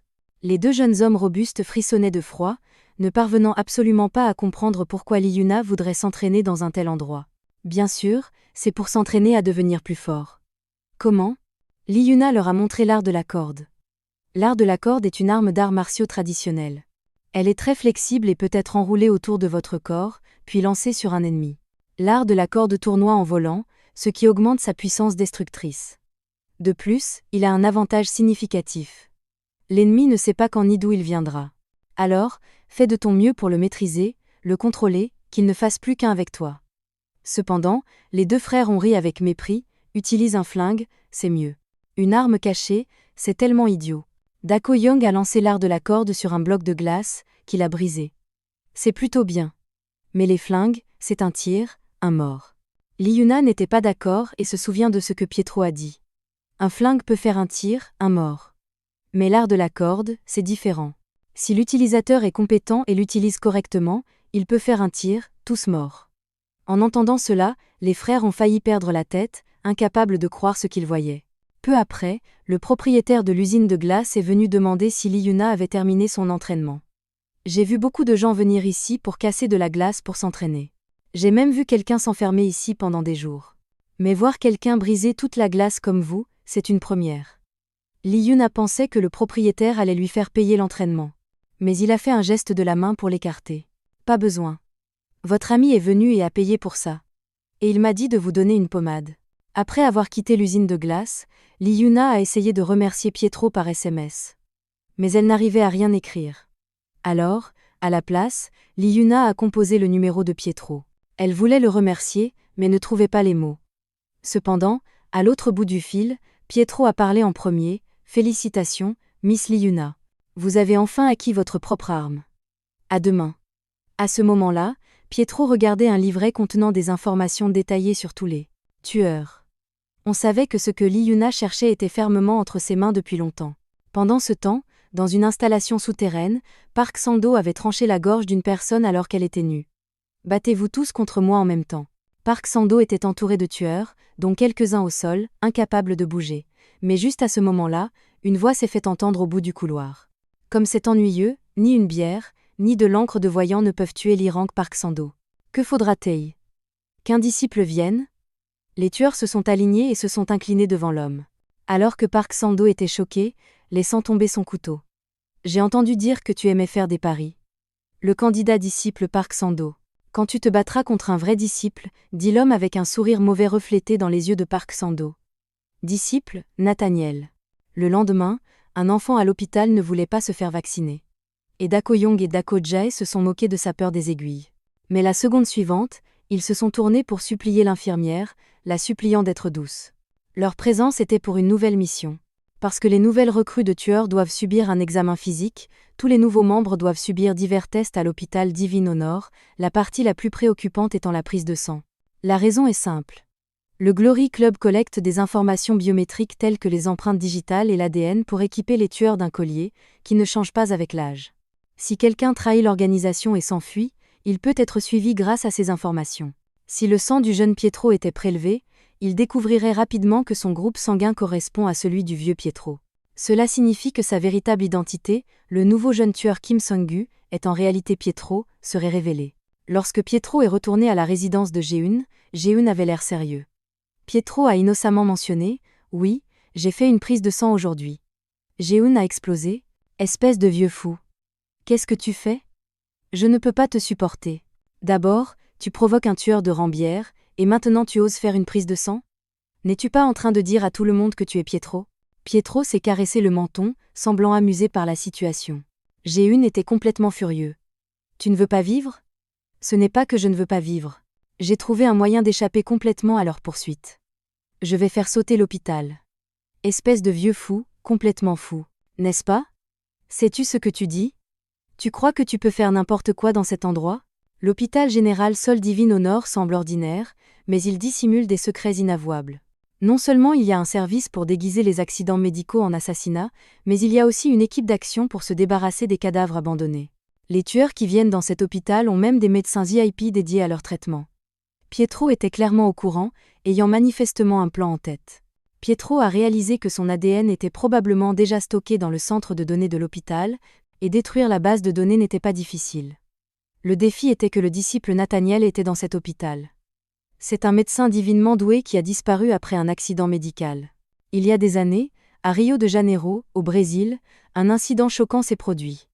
Après avoir terminé son service, un policier s'est précipité au poste. En approchant de l'entrée, il a senti que quelque chose clochait. Quelqu'un était en train d'étendre du linge à l'entrée du poste, mais en s'approchant, la scène l'a terrifié, le faisant paniquer et accidenter sa voiture. Il s'est avéré que ce qui était suspendu à l'entrée du poste n'était pas du linge, mais les corps de membres de gangs de Rio. Cet incident a déclenché une enquête de l'équipe d'intervention, qui est devenue de plus en plus choquante à mesure qu'ils approfondissaient leurs recherches. Dans un bâtiment abandonné, les conflits entre gangs s'intensifiaient, et la situation était bien plus complexe qu'on ne l'imaginait. Diverses armes à feu étaient tordues, et des pistolets remplissaient densément la colonne. Le chef d'équipe a senti le danger, et soudain, une paire de grandes mains a émergé de l'obscurité, entraînant un jeune membre dans une pièce sombre et sinistre. Puis, le bruit d'os broyés a résonné, plongeant le bâtiment dans un silence horrible. Peu après, des cris glaçants ont résonné dans la pièce. Sous le faible clair de lune, des corps ont été vus suspendus au plafond, et une grande silhouette imposante s'est lentement approchée. Regardant devant lui, dans sa main, émettant des volutes de fumée blanche, ressemblant à une faucheuse. Il marmonna les joues gonflées, « Donnez-moi quelqu'un de plus fort ». Le chef d'équipe, terrifié, a levé sa mitraillette et a tiré sauvagement. Cependant, tous ses efforts ont été vains. 6 chefs de gang qui avaient régné sur Rio pendant 30 ans, et ces militaires sans compétences de combat, ont tous été envoyés rejoindre leurs ancêtres en une seule journée. Malgré les tentatives de Jeline pour le dissuader, Pietro est resté inflexible. Il avait déjà élaboré un plan d'infiltration, mais il avait besoin de l'aide de Jeline. Le lendemain, les passants dans la rue ont été attirés par l'écran LED géant, affichant un message choquant. Le 24 août, Pietro ira trouver le docteur Nathaniel. Cela a mis tout l'hôpital en état d'alerte sans précédent. Chaque médecin était armé, le personnel de sécurité patrouillait fréquemment, et même des mercenaires brésiliens professionnels ont été convoqués. De plus, beaucoup étaient curieux de voir le combat entre des disciples de niveau S, désireux d'assister à une telle confrontation une fois dans leur vie. Cependant, personne ne savait quand Pietro apparaîtrait, car il se déplaçait toujours de manière imprévisible. De manière inattendue, Pietro se mêlait déjà à eux. Comme il l'avait toujours dit, pas besoin de venir me chercher. Je viendrai à vous. Pendant ce temps, dans un établissement de bain haut de gamme ailleurs, étaient assis non pas des politiciens contrôlant le gouvernement, mais des directeurs de certains groupes. Depuis que Pietro a été expulsé, je suis très inquiet. Maintenant, il déclare clairement la guerre, mais le problème est que nous ne savons même pas où il est. Maintenant. Jeune homme, si Pietro se montre vraiment, ça va poser problème. Vous devez trouver comment le gérer rapidement. Si vous ne pouvez même pas vous occuper d'un vieux tigre édenté, nous sommes dans de beaux draps. Autant démissionner tôt. Ne finissez pas par nous faire nettoyer vos dégâts. Vieil idiot, ai-je été trop gentil avec toi pour que tu commences à prendre la grosse tête ? Tu n'es que le chef d'état-major de l'armée. Et pourtant, tu oses me parler comme ça ? Me sous-estimes-tu ? Regarde bien et vois quelle est la création la plus forte, celle de mon père ou le prodige que j'ai fait grandir. Pendant ce temps, Pietro était à l'hôpital en train de préparer l'exécution de son plan. Bien qu'il ait les compétences nécessaires pour gagner sa vie décemment en tant que médecin orthopédiste, son but en étant ici n'était pas de pratiquer la médecine, mais d'éliminer le disciple Nathaniel. Le problème était qu'il n'y avait personne à l'hôpital du nom de Nanaël. Se pourrait-il qu'il ait subi une chirurgie plastique et changé de nom ? Mais une chose dont Pietro était sûr, c'est que Nathaniel était définitivement quelque part dans cet hôpital. À ce moment-là, le système de communication de Pietro s'est activé. La voix de Jailin s'est fait entendre. On dirait que tu n'as rien trouvé au service des ressources humaines. Pietro s'est mis à réfléchir. Comment pouvait-il démasquer Nathaniel sans révéler l'identité de Kim Songu ? À ce moment-là, un mercenaire brésilien est passé, l'avertissant grossièrement, « Si tu ne travailles pas correctement, je te tue ». L'attitude de Pietro a soudainement changé à 180 degrés, car il avait pensé à un bon plan. Si le pêcheur ne se montre pas, alors occupons-nous d'abord de l'appât. Il a demandé à Jailin de lancer ce plan. Peu après, un membre du personnel médical a couru au sous-sol, paniqué. Remettant les images de surveillance au professeur, les images montraient une personne masquée dans la salle de chirurgie orthopédique au 3e étage, se battant avec un mercenaire brésilien. Cependant, le combat était complètement à sens unique. Le redoutable mercenaire n'avait aucune chance de riposter. La bataille n'a duré que 10 secondes avant d'être terminée. La silhouette s'est ensuite lentement approchée de la caméra de surveillance, montrant clairement qu'il s'agissait de Pietro. Avec cela, le professeur a légèrement levé les coins de sa bouche, disant avec enthousiasme « Il est vraiment venu ». Finalement, le professeur avait préparé un emplacement VIP spécial pour Pietro, attendant même avec impatience de le déshabiller et de le placer dans un présentoir de spécimens humains sur mesure. Les images de surveillance ont été synthétisées à l'aide d'une technologie d'imagerie avancée, reproduisant même parfaitement les rides sur le vieux visage de Pietro. Les choses étant allées aussi loin, Nathaniel n'avait d'autre choix que de se montrer. L'appât était lancé. Maintenant, il ne restait plus qu'à attendre que le poisson morde. Mais personne ne savait que Pietro avait été tué. À midi, Liyuna est également arrivée à l'hôpital. Elle ne comprenait pas pourquoi le disciple Nathaniel, connu sous le nom de professeur, lui avait demandé de venir. Se pourrait-il que l'incident au restaurant de poulpe ait été découvert par eux? Soudain, Pietro est apparu derrière Liyuna. « Pourquoi es-tu ici à l'hôpital? Tu ne devrais pas être ici en toute logique. » Voyant Kim Sung-gu si sur ses gardes, Liyuna a finalement partagé ses pensées. « Tu ne me croiras peut-être pas, mais je dois te le dire, ce grand-père que j'ai rencontré à la librairie a clairement un lien avec toi. Mais pour me sauver, il a été abattu. Si rien ne s'est mal passé, il n'est peut-être plus en vie. » Après un moment de réflexion, Pietro a finalement dit « Bien que je ne voulais pas t'impliquer, si tu es venu à l'hôpital à cause de cet incident, alors tu as dû voir cette personne. Disciple Nathaniel, ne dis pas que tu ne le connais pas, tu n'as pas été appelé à rejoindre cette opération de chasse. N'est-ce pas?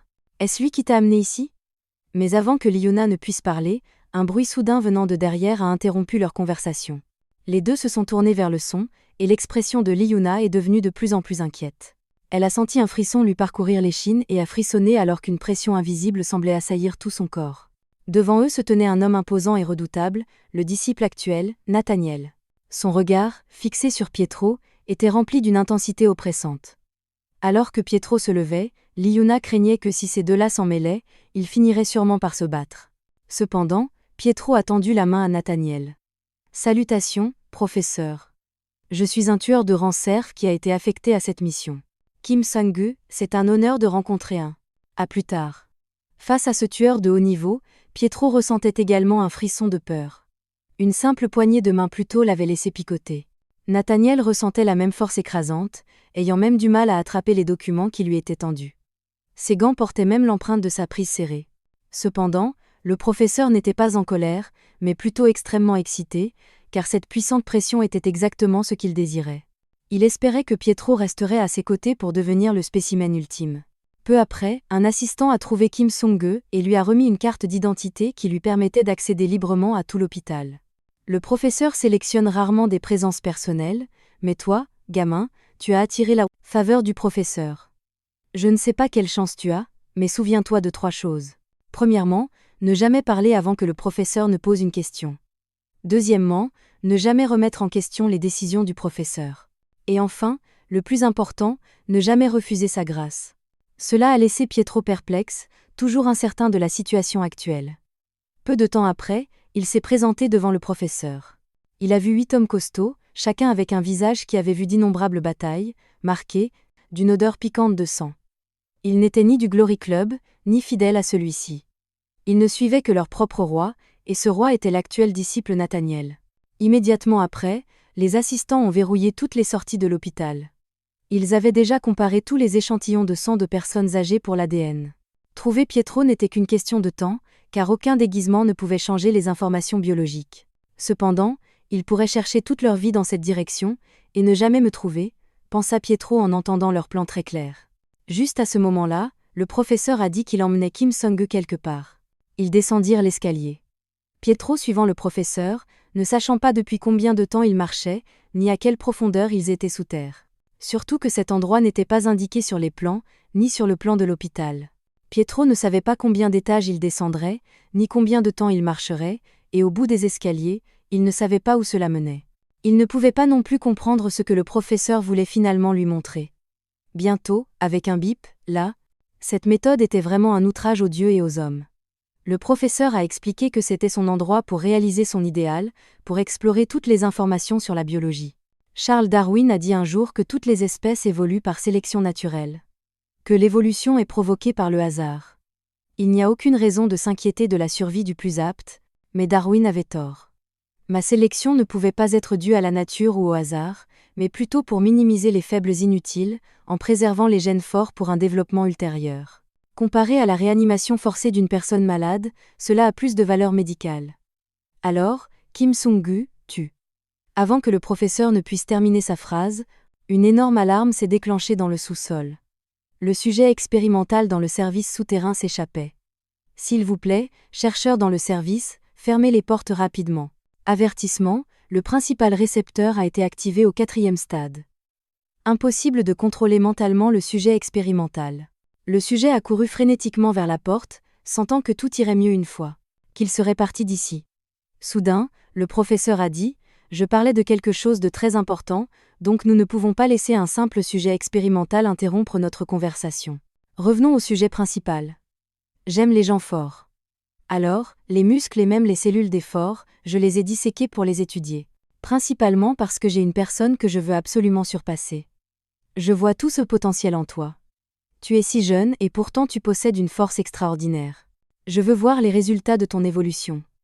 On ne peut pas savoir à quel point tu deviendras fort après avoir évolué. Mais n'est-ce pas excitant d'y penser? Sauf ta grâce, Kim Sung-gu.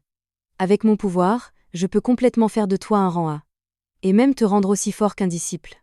Après être sorti du sous-sol, Pietro était rempli de doutes. Bien qu'obéir ouvertement n'aurait pas un trop grand impact, il sentait toujours sa force inhabituelle. Il pouvait clairement sentir l'autre côté du mur et saisir avec précision le moment de lui fracasser le crâne. Mais il était curieux de connaître la source de ce pouvoir. Pour continuer à enquêter, Pietro décida d'aller plus loin. Sa tâche principale était maintenant de résoudre le problème du sang. Il prévoyait de s'introduire en douce et d'échanger les résultats de la comparaison. G s'est opposé à sa décision, notant qu'il n'est pas facile d'entrer dans ce genre de pièce. Et s'il était découvert? Mais Pietro a dit que cela n'arriverait pas, car il avait maintenant la carte d'identité du professeur, qui permettait d'entrer dans n'importe quelle pièce. Tout en accompagnant Nathaniel lors des consultations, il gardait toujours un œil sur l'heure. Une consultation typique durait environ 4 minutes et 30 secondes. Il suffit de trouver et de remplacer pendant ce laps de temps, et personne ne le remarquera. Mais peu importe les efforts de Pietro, il ne semblait pas pouvoir la trouver. D'un autre côté, alors que Nathaniel était sur le chemin du retour, le médecin a communiqué les résultats de la comparaison des échantillons de sang, montrant qu'aucun des sangs des vieillards ne correspondait à celui de Pietro. Quand il est retourné dans sa chambre en pensant à ces choses, il y a trouvé Kim Sung-gu. Il ne comprenait pas pourquoi un simple tueur de serpents entrerait dans la chambre privée d'un disciple. À ce moment, Pietro avait l'air déconcerté. Le professeur avait des consultations au même moment et sur le même itinéraire chaque jour. Pourtant, il restait encore 2 minutes et demie avant la fin de la consultation. Pourquoi ce type était-il revenu si vite? Faisait-il ça exprès pour se montrer? Que ce soit les consultations, se persuader d'accepter la grâce, ou révéler les secrets cachés dans le sous-sol? Étaient-ce juste des appâts lancés pour l'attirer à se révéler? Le professeur a demandé à plusieurs reprises, « Tu dois vraiment expliquer ça clairement. » Avec un éclair de lucidité, Pietro a répondu, « Je suis venu vous apporter ceci. Je ne sais pas ce que c'est.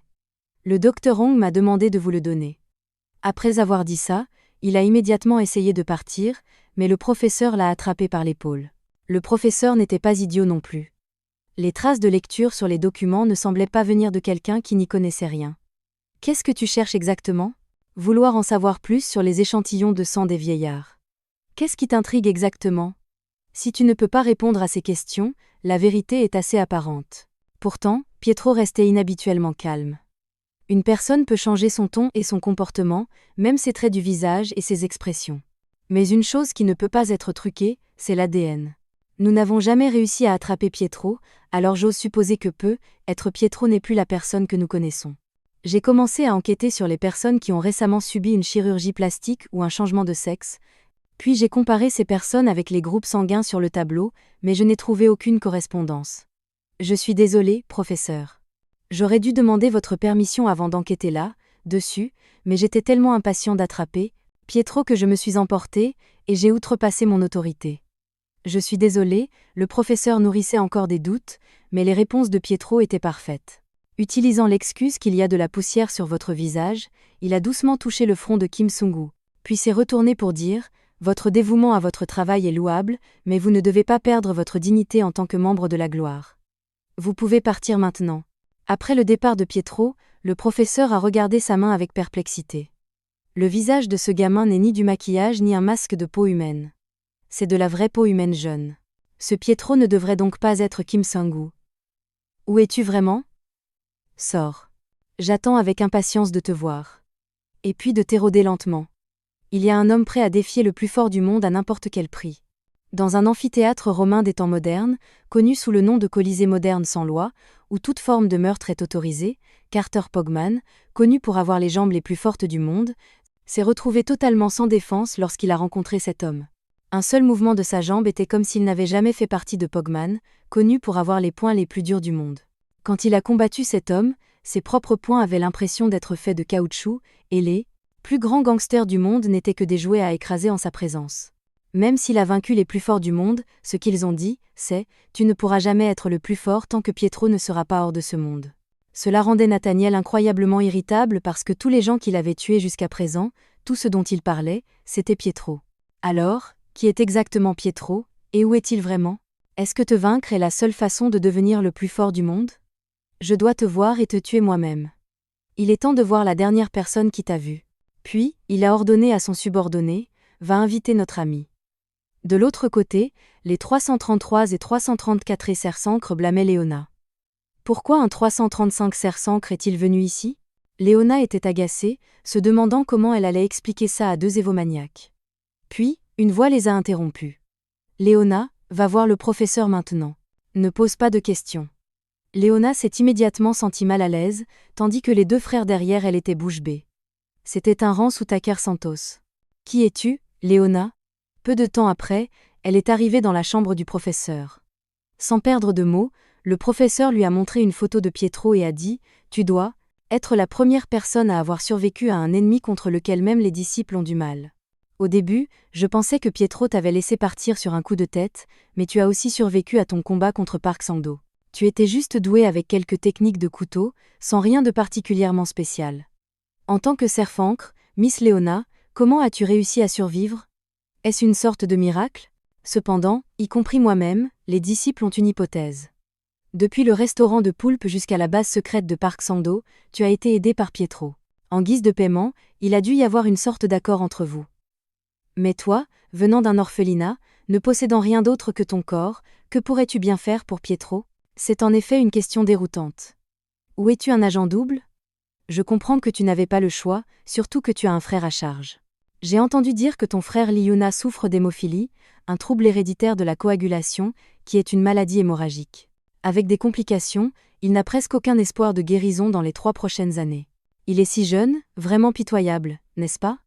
Cependant, je peux sauver ton frère. Notre hôpital d'honneur a développé un sérum d'une valeur de 4,5 milliards de dollars, une seule injection, et il sera guéri. Maintenant, tu devrais comprendre de quel côté tu dois te tenir. Liuna, incapable de refuser, a demandé précipitamment « Qu'est-ce que je dois faire exactement ?» Le professeur a éclaté de rire. « Bien sûr, tu seras mon appât. Pietro a dit qu'il viendrait me trouver le 24. Quoi qu'il arrive, tu dois lui dire de me rencontrer au clocher du hall de l'hôpital le 24. Avec tes capacités, il est absolument impossible de gagner 4,5 milliards de dollars en 3 ans. De cette façon, tu peux sauver ton frère, et je peux trouver Pietro. C'est un accord gagnant-gagnant que tu ne peux pas refuser. Réfléchis bien, mais avant ça, je dois t'arranger une place à l'hôpital. » Avec ce diagnostic, Liuna était extrêmement choquée. Ne sois pas surprise.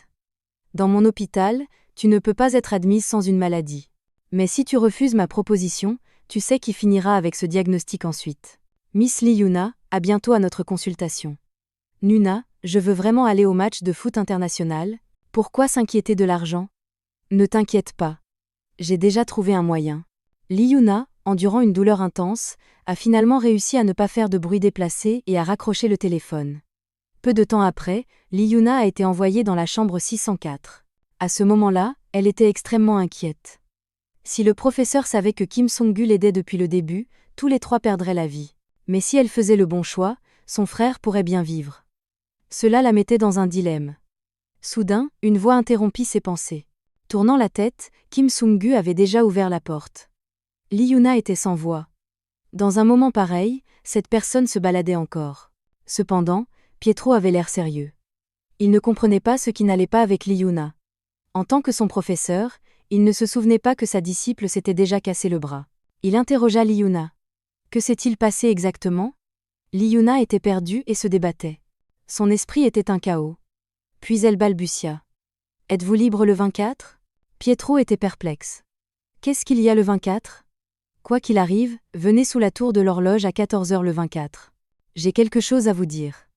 Bien que Pietro ait remarqué que Liuna était mal à l'aise, il n'en demanda pas plus et accepta simplement sa requête en silence. Après le départ de Pietro, Liuna pleura toutes les larmes de son corps, ne sachant pas si ce qu'elle faisait était bien ou mal.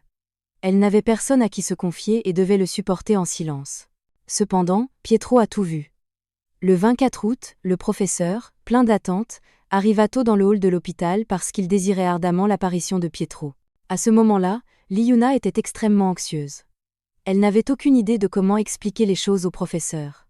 Alors que l'horloge sonnait 14 heures, elle n'était pas sûre que son choix était bon ou mauvais, mais elle avait pas d'autre option car elle ne pouvait pas surmonter la barrière dans son cœur. En fait, dans la pièce, la tour de l'horloge dont Liuna parlait n'était pas réellement la tour de l'horloge du hall de l'hôpital, mais celle dans la cour. À ce moment-là, le hall de l'hôpital grouillait de tueurs. Si Nathaniel savait que la vraie personne qui avait tué la pieuvre était Kim Song-gu, alors face à ces tueurs en forme de filet, même Kim Song-gu, aussi doué soit-il, aurait probablement du mal à faire face. Elle se souvenait du moment où Kim Song-gu était soudainement apparu, une personne remplie de combat, mais c'était aussi la première fois qu'elle réalisait à quel point c'était agréable d'avoir quelqu'un à ses côtés. Leurs disputes à l'école ou les moments amusants passés au parc d'attractions et le sentiment de dépendance pendant les moments critiques, Kim Song-gu lui apportait une immense sécurité. Il était même le seul à connaître ses véritables capacités. Comment pourrait-elle le trahir ? Par conséquent, Pietro a été détourné avec succès conformément à l'accord et Liuna espérait qu'il partirait rapidement. Au fil du temps, le professeur a commencé à interroger Liuna. Pourquoi Pietro n'est-il pas encore arrivé ?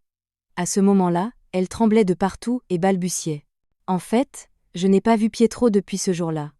Je vous ai menti parce que j'étais désespérée d'obtenir le médicament pour sauver mon frère. Vous pouvez me faire n'importe quoi. S'il vous plaît, ne faites pas de mal à mon frère. Liuna s'effondra sur le sol, sanglotant bruyamment. Elle ne pouvait pas trahir Kim Song-gu, ni résister aux disciples du Glory Club. Cependant, le professeur n'était pas satisfait d'une telle réponse. Une tueuse détraquée et inutile comme Liuna incapable d'amener Pietro ici signifiait qu'elle avait perdu sa valeur. Et il n'y avait qu'une seule issue. L'éliminer. Avec le bruit d'une clôture qui se brise, de nombreux tueurs chevronnés se sont précipités en avant. Alarme incendie, personnel médical et tous les patients, veuillez évacuer rapidement. Soudain, l'hôpital a été plongé dans le chaos. Une fois la foule partie, toutes les portes coupe-feu d'urgence ont été fermées, et ceux qui se trouvaient à l'intérieur de l'hôpital ont paniqué. Même le professeur ne faisait pas exception. Il n'y avait ni fumée ni chaleur étouffante à l'intérieur. Juste au moment où tout le monde était perplexe, une silhouette familière est apparue, Pietro. Il a parlé dans un talkie-walkie à tout le monde. « Je suis juste ici. » À ce moment-là, Pietro était très conscient que les gens ordinaires pensent d'abord à se mettre en sécurité lorsqu'un incendie se déclare. Donc, tous ceux qui sont ici ne sont ni du personnel médical réel, ni des patients, mais des tueurs qui sont ici pour me tuer. Nathaniel était très confus, déconcerté par la mention de moi par Pietro. Bien qu'il sache que Pietro n'était pas une personne ordinaire, et encore moins un tueur ordinaire, il ne s'attendait jamais à ce que Pietro joue les héros. Tu ne penses pas vraiment que toi, un tueur détraqué peut les gérer. N'est-ce pas ? Ce sont des agences funérarios. Dans les favelas de Rio de Janeiro, au Brésil, les enfants ne vivent généralement pas au-delà de 6 ans. Un grand nombre de personnes meurent chaque jour. D'où son nom de ville des funérailles, leur survie du plus fort est la loi. Seuls les forts ont une chance de survivre. Leurs diverses activités illégales prospèrent. Enlèvement, drogue, commerce illicite, tout ce que tu veux, c'est là.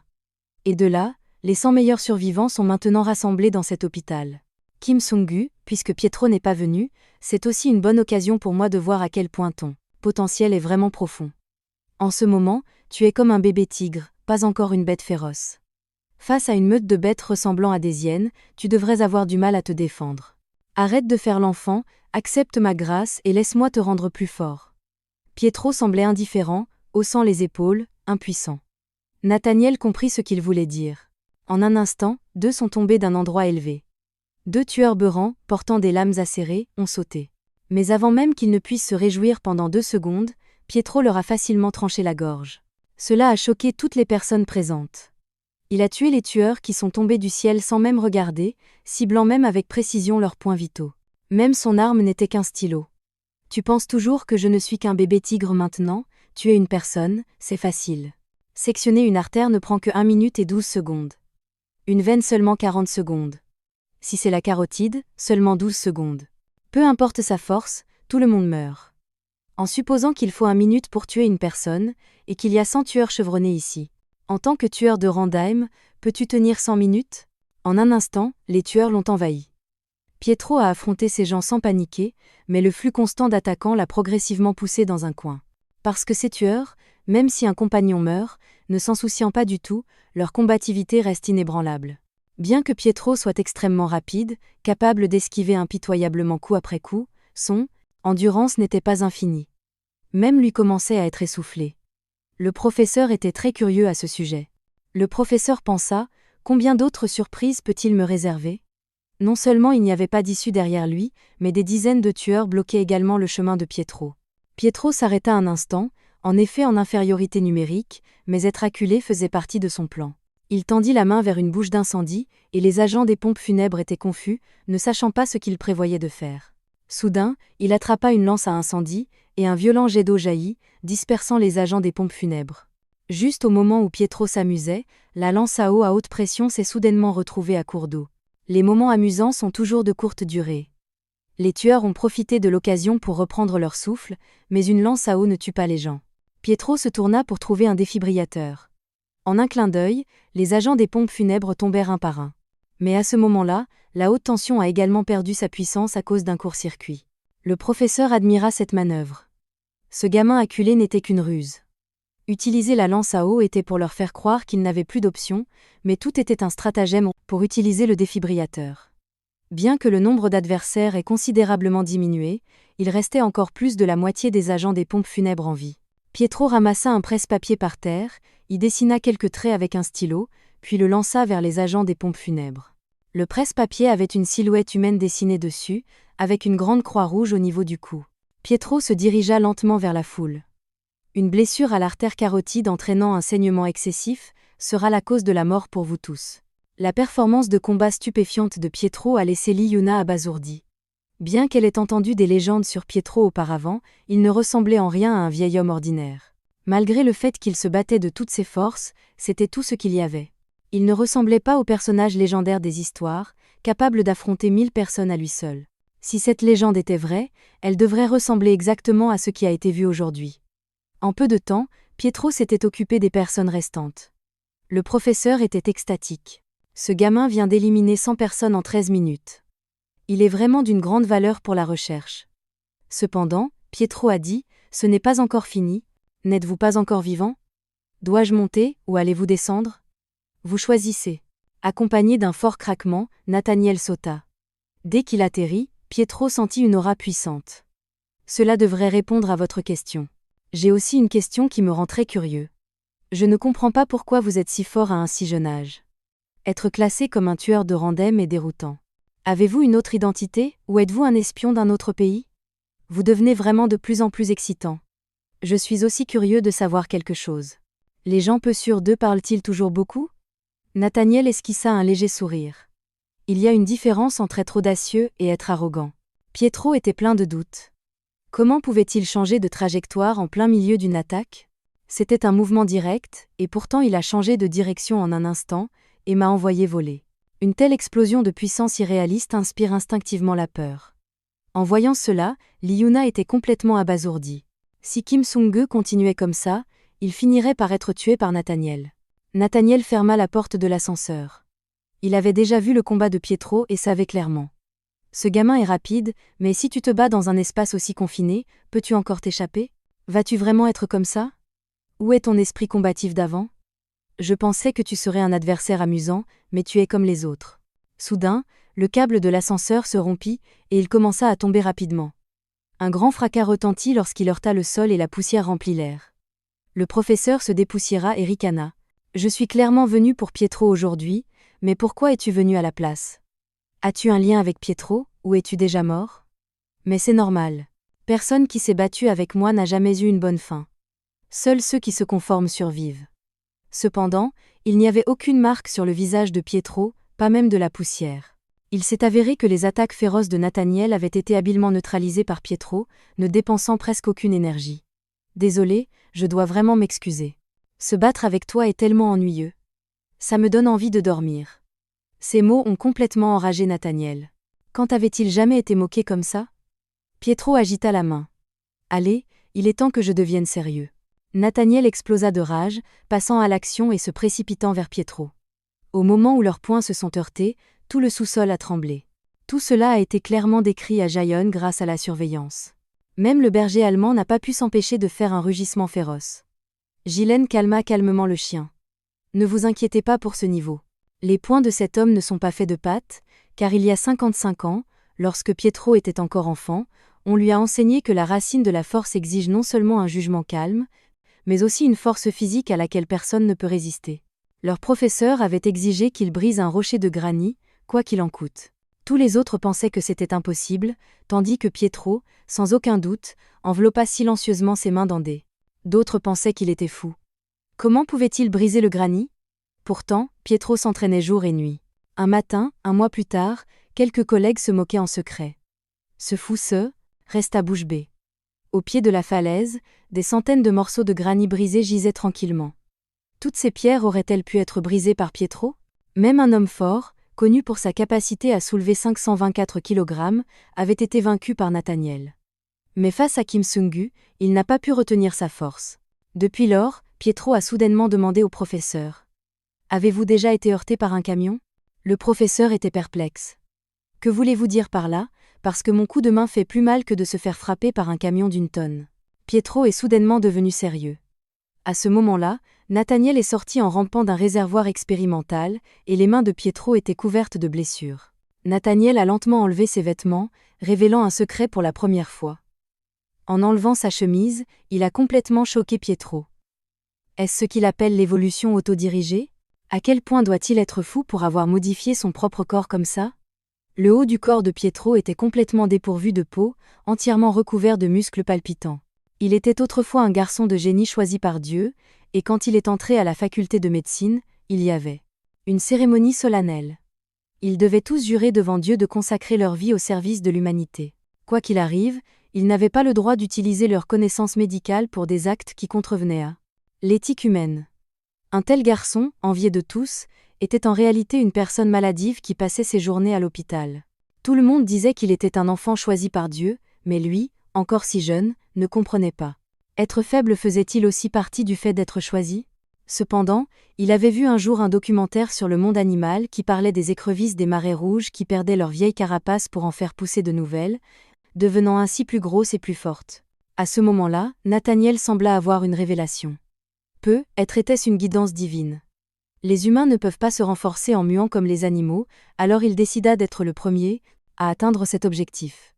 Un jour, un patient qui avait été blessé par balle et saignait abondamment fut amené à l'hôpital, et le chirurgien en chef était Nathaniel, maintenant diplômé. Pour lui, qui avait pratiqué des dizaines de milliers d'opérations, ce n'était qu'une opération de routine. Mais lorsque le patient s'allongea sur la table d'opération et que Nathaniel s'apprêtait à faire l'incision, il fut complètement choqué par ce qu'il vit. Cet homme était la personne la plus forte qu'il ait rencontrée parmi tous les humains. La personne devant Nathaniel, possédant un corps aussi robuste, le laissait perplexe. Quelle était la différence entre lui et lui-même? Comment pouvait-il atteindre un tel physique? En regardant ce corps presque parfait, Nathaniel était à la fois curieux et fasciné, voulant même le disséquer sur place pour le découvrir. Pourtant, la raison le ramena à la réalité. Il se dit, je suis un médecin avec une éthique professionnelle, obligé de préserver l'humanité. Tout comme je l'ai juré en entrant à l'école, la population mondiale diminue, et c'est une bénédiction pour l'humanité que des gens comme moi se manifestent. Mais alors, une image apparut soudainement dans l'esprit de Nathaniel. Tout le monde ne serait-il pas heureux si tous les humains devenaient plus forts? Ce soi-disant hymne aux droits de l'homme n'est rien d'autre qu'un obstacle à l'évolution humaine. Oui, Nathaniel murmura pour lui-même, c'est à quelqu'un comme moi de mener, de devenir le premier à réaliser l'évolution d'une nouvelle humanité. Il est temps de se débarrasser de ce corps faible, car c'est la loi de la nature. Les faibles doivent être éliminés. Seule la force est la vérité absolue. Lorsque la voix dans sa tête s'est estompée, il a été complètement choqué par la scène devant lui. Ce qui était censé être une simple suture d'organe, s'est transformé en lui démembrant le corps du patient, le coupant en morceaux, effectuant même une craniotomie. Dès lors, Nathaniel a fui la ville, se retrouvant sans le sou. Il finit par se cacher dans un petit village au Brésil. Nathaniel choisit cet endroit parce qu'il était rempli des sujets de recherche dont il avait besoin. Il a mené des dizaines de milliers d'expériences ici, les utilisant pour valider ses résultats de recherche. Il devait tuer l'effort pour prouver sa croissance et sa force. Pour cela, il a même remplacé l'une de ses jambes à tout prix pour compenser les déficiences de son corps. Sans s'appuyer sur l'ADN de ses parents, il s'est transformé en une nouvelle sorte d'humain. C'était le résultat de l'évolution de Nathaniel. Patrimoine culturel immatériel ? Non, cela dépassait de loin ce niveau. L'antifragilité signifie que, s'il n'est pas tué sur le coup, les dommages infligés ne font que le rendre plus fort, car les muscles deviennent plus résistants et plus forts grâce au processus de déchirure et de guérison. Nathaniel a également développé un médicament qui raccourcit considérablement le temps nécessaire aux muscles pour récupérer. Ce faisant, plus Pietro attaque son corps, plus il devient fort. Le sous-sol était rempli d'une épaisse fumée, et Nathaniel était encore plus excité. Parce qu'avant ça, personne ne s'était jamais échappé de son emprise. Cependant, ce jeune homme, au moment où il allait être capturé, a utilisé 0,1 seconde pour glisser sa main à travers les espaces de sa paume, créant ainsi un espace pour s'échapper, surpassant la vitesse de réaction des humains actuels et prenant la bonne décision en un instant. Pietro était aussi quelque peu méfiant. Bien qu'il ne s'agisse que d'une prise de Nathaniel, le dos de sa main avait l'impression d'avoir été cloué. Nathaniel avait attrapé la tête de Pietro, son sort n'aurait pas été bien meilleur que celui du sujet de test. À ce moment, Nathaniel devint encore plus maniaque, proclamant « Vas-y, montre-moi davantage tes capacités. Bien que tu sois un peu plus fort qu'un tueur de rang A, as-tu vraiment la force de me vaincre ? Je deviens encore plus fort. Si tu me supplies comme un chien maintenant, peut-être que j'aurai pitié et t'épargnerai. Je pourrais même faire de toi l'être évolué le plus beau. » Pietro resta momentanément sans voix, pensant, ce morveux ignorant, il leva lentement la main, et Nathaniel pensa qu'il allait se rendre. Mais au lieu de cela, Pietro abaissa sa main d'un coup sec et dit « Les fauteurs de troubles désobéissants n'apprennent que lorsqu'ils sont battus jusqu'à la soumission. » Ces mots irritèrent Nathaniel, mais lui procurèrent également un frisson sans précédent. C'était la première fois qu'il vivait un combat aussi exaltant. Pietro était vraiment fort, contrairement à tous ceux qu'il avait affrontés auparavant. Cependant, Nathaniel a toujours cru en une loi immuable. Son corps est toujours en train d'évoluer, devenant plus invincible. Il ne savait pas à quel point son corps pouvait devenir fort. Mais il restait un mystère non résolu concernant Kim Sung-gu. Nathaniel a toujours senti que sous les tableaux de capacité, il y avait des secrets que personne ne connaissait. Dans ses yeux, on pouvait voir une détermination inébranlable, une charge sans hésitation. Qu'est-ce qui te fait croire que tu peux sortir indemne de ce combat ? Je vais te découper, de tous les petits os de ton corps à vous-même. Je vais tous vous découper et vous examiner. À ce moment, Nathaniel porta ce qui était censé être un coup fatal, mais son coup de poing frappa le sol à la place. Tout se déroule exactement comme Pietro l'avait prévu. Parce que Nathaniel avait dit, les muscles grossissent et deviennent plus robustes lorsqu'ils sont endommagés, et ils guérissent plus vite. Cependant, lorsque les muscles deviennent plus forts qu'avant, à leur état de développement maximal, ils gonflent et comprimant les os et les nerfs. Maintenant, Nathaniel ne pouvait même plus bouger un doigt. C'était parce qu'il était tellement absorbé par le combat qu'il n'avait pas remarqué que son corps se raidissait progressivement, en seulement 2 minutes et demie. Pietro a identifié les effets secondaires des bénédictions et les a intelligemment utilisés au combat. Nathaniel ne pouvait pas accepter cette réalité. Pour obtenir ce pouvoir, il avait porté d'innombrables vies sur ses mains et enduré d'inimaginables douleurs pour se forger en un humain presque parfait. Pourtant, maintenant, ce jeune gamin avait facilement identifié sa faiblesse. Malgré cela, Nathaniel rit avec excitation. « Je n'aurais jamais pensé utiliser ça. » Il décolla un autocollant de sa chaussure, révélant que c'était une drogue qui y était cachée. Cette drogue dissolvait les muscles, le transformant en une entité biologique ultime. Une drogue qui pouvait instantanément dissoudre les signes vitaux. Elle pouvait transformer un homme adulte en une flaque de sang en seulement 3 minutes. Nathaniel prévoyait d'utiliser ce temps pour mourir aux côtés de Kim Sung-gu. Nathaniel décida de brûler sa vie au sommet de sa puissance pour combattre ce jeune homme jusqu'à la mort. Pietro prédit tous ses schémas d'attaque, et Nathaniel ressentit un sentiment d'étrangeté rampant, se répandre. Ce tueur de rang divin, Kim Sung-gu, avait une présence sur le tableau des capacités qui transcendait les diagrammes, un mur d'expérience insurmontable que Nathaniel n'avait jamais été capable de vaincre, de sa vie. Comment quelqu'un d'aussi jeune pouvait-il avoir une telle expérience ? Était-il comme le mythique Pietro qui l'avait poursuivi toute sa vie ? À ce moment, la colonne vertébrale de Nathaniel était complètement brisée, et ses muscles accéléraient toujours leur dissolution. Nathaniel ne pouvait pas comprendre comment, après 30 ans d'efforts pour devenir plus fort et endurer d'innombrables épreuves, il pouvait perdre contre un tueur de rang divin. Il demanda avec ressentiment, Quels efforts as-tu fait? Pietro se caressa le menton, réfléchit un instant, et dit, je connais l'obsession que tu as contre tout dans ce monde. En parlant d'efforts, j'y ai consacré 65 années complètes. À cela, Nathaniel resta sans voix, malgré ses connaissances médicales et beaucoup de choses qu'il ne pouvait pas comprendre. La montagne insurmontable avait toujours été juste à côté de lui, mais au moins, dans les derniers instants de sa vie, il a finalement vu Pietro. Sur ce, Nathaniel ferma définitivement les yeux. La bataille qui a éclaté à l'hôpital au nord prit ainsi fin, et Nathaniel et tous ses tueurs furent complètement vaincus. Pour cacher les informations, tous les dossiers de ces individus ont été proprement effacés par le Glory Club. Cependant, l'instructeur des tueurs et ses 4 élèves étaient indemnes. Mais assise à l'arrière, Liyuna ne portait plus son sourire habituel. Elle était silencieuse, son visage assombri par l'inquiétude. Liyuna était remplie d'inquiétude pour son frère. Que devait-elle faire pour son frère? Pietro sembla lire ses pensées et lui dit doucement, « Ne t'inquiète pas trop, il y aura toujours une solution. » Quand ils sont retournés au lycée Divine au Nord, le professeur les a exhortés à rentrer se reposer. Mais Pietro rappela à Liyuna, « N'oublie pas tes affaires. » Liyuna fut surprise, se sentant perplexe car elle n'avait rien apporté avec elle. Mais quand elle ouvrit le paquet, elle fut complètement stupéfaite et des larmes commencèrent inconsciemment à couler. À l'intérieur de la boîte, il y avait des bouteilles du médicament dont son frère avait besoin. Pietro ne dit pas grand-chose. Seulement en lui rappelant doucement, « N'oublie pas d'administrer le médicament à ton frère à temps. » Les larmes de Liyuna coulaient de façon incontrôlable, car elle n'avait aucune idée de comment le remercier pour cette immense faveur. Pendant ce temps, les patients de l'hôpital au nord avaient été transférés dans d'autres hôpitaux. Un personnel non impliqué ne saurait pas ce qui s'était passé à l'intérieur. Les marques de bataille ici rendaient difficile pour quiconque de croire qu'elles avaient été causées par des humains. Était-ce Pietro? Oui, la surveillance a capturé son visage. Pourtant, malgré cela, personne ne l'a vu en personne, ni personne n'a remarqué sa présence lorsqu'il est entré ou sorti de l'hôpital. Il est comme un fantôme. Qu'est-ce que tu as dit? Tu viens de mentionner un fantôme? Non, je ne voulais pas dire ça. Pardonne-moi d'avoir dit que Pietro est un fantôme. Un fantôme? Où trouves-tu le courage d'utiliser ce mot devant moi? J'ai tué tes hommes. Tu n'es pas en colère. N'est-ce pas? Non, tu es mon subordonné préféré. Nathaniel l'a vraiment cherché. Mourir avant de recevoir la formation de nouveaux disciples était vraiment honteux. Pietro, il semble que tu aies besoin de quelques leçons pour te remettre dans le droit chemin.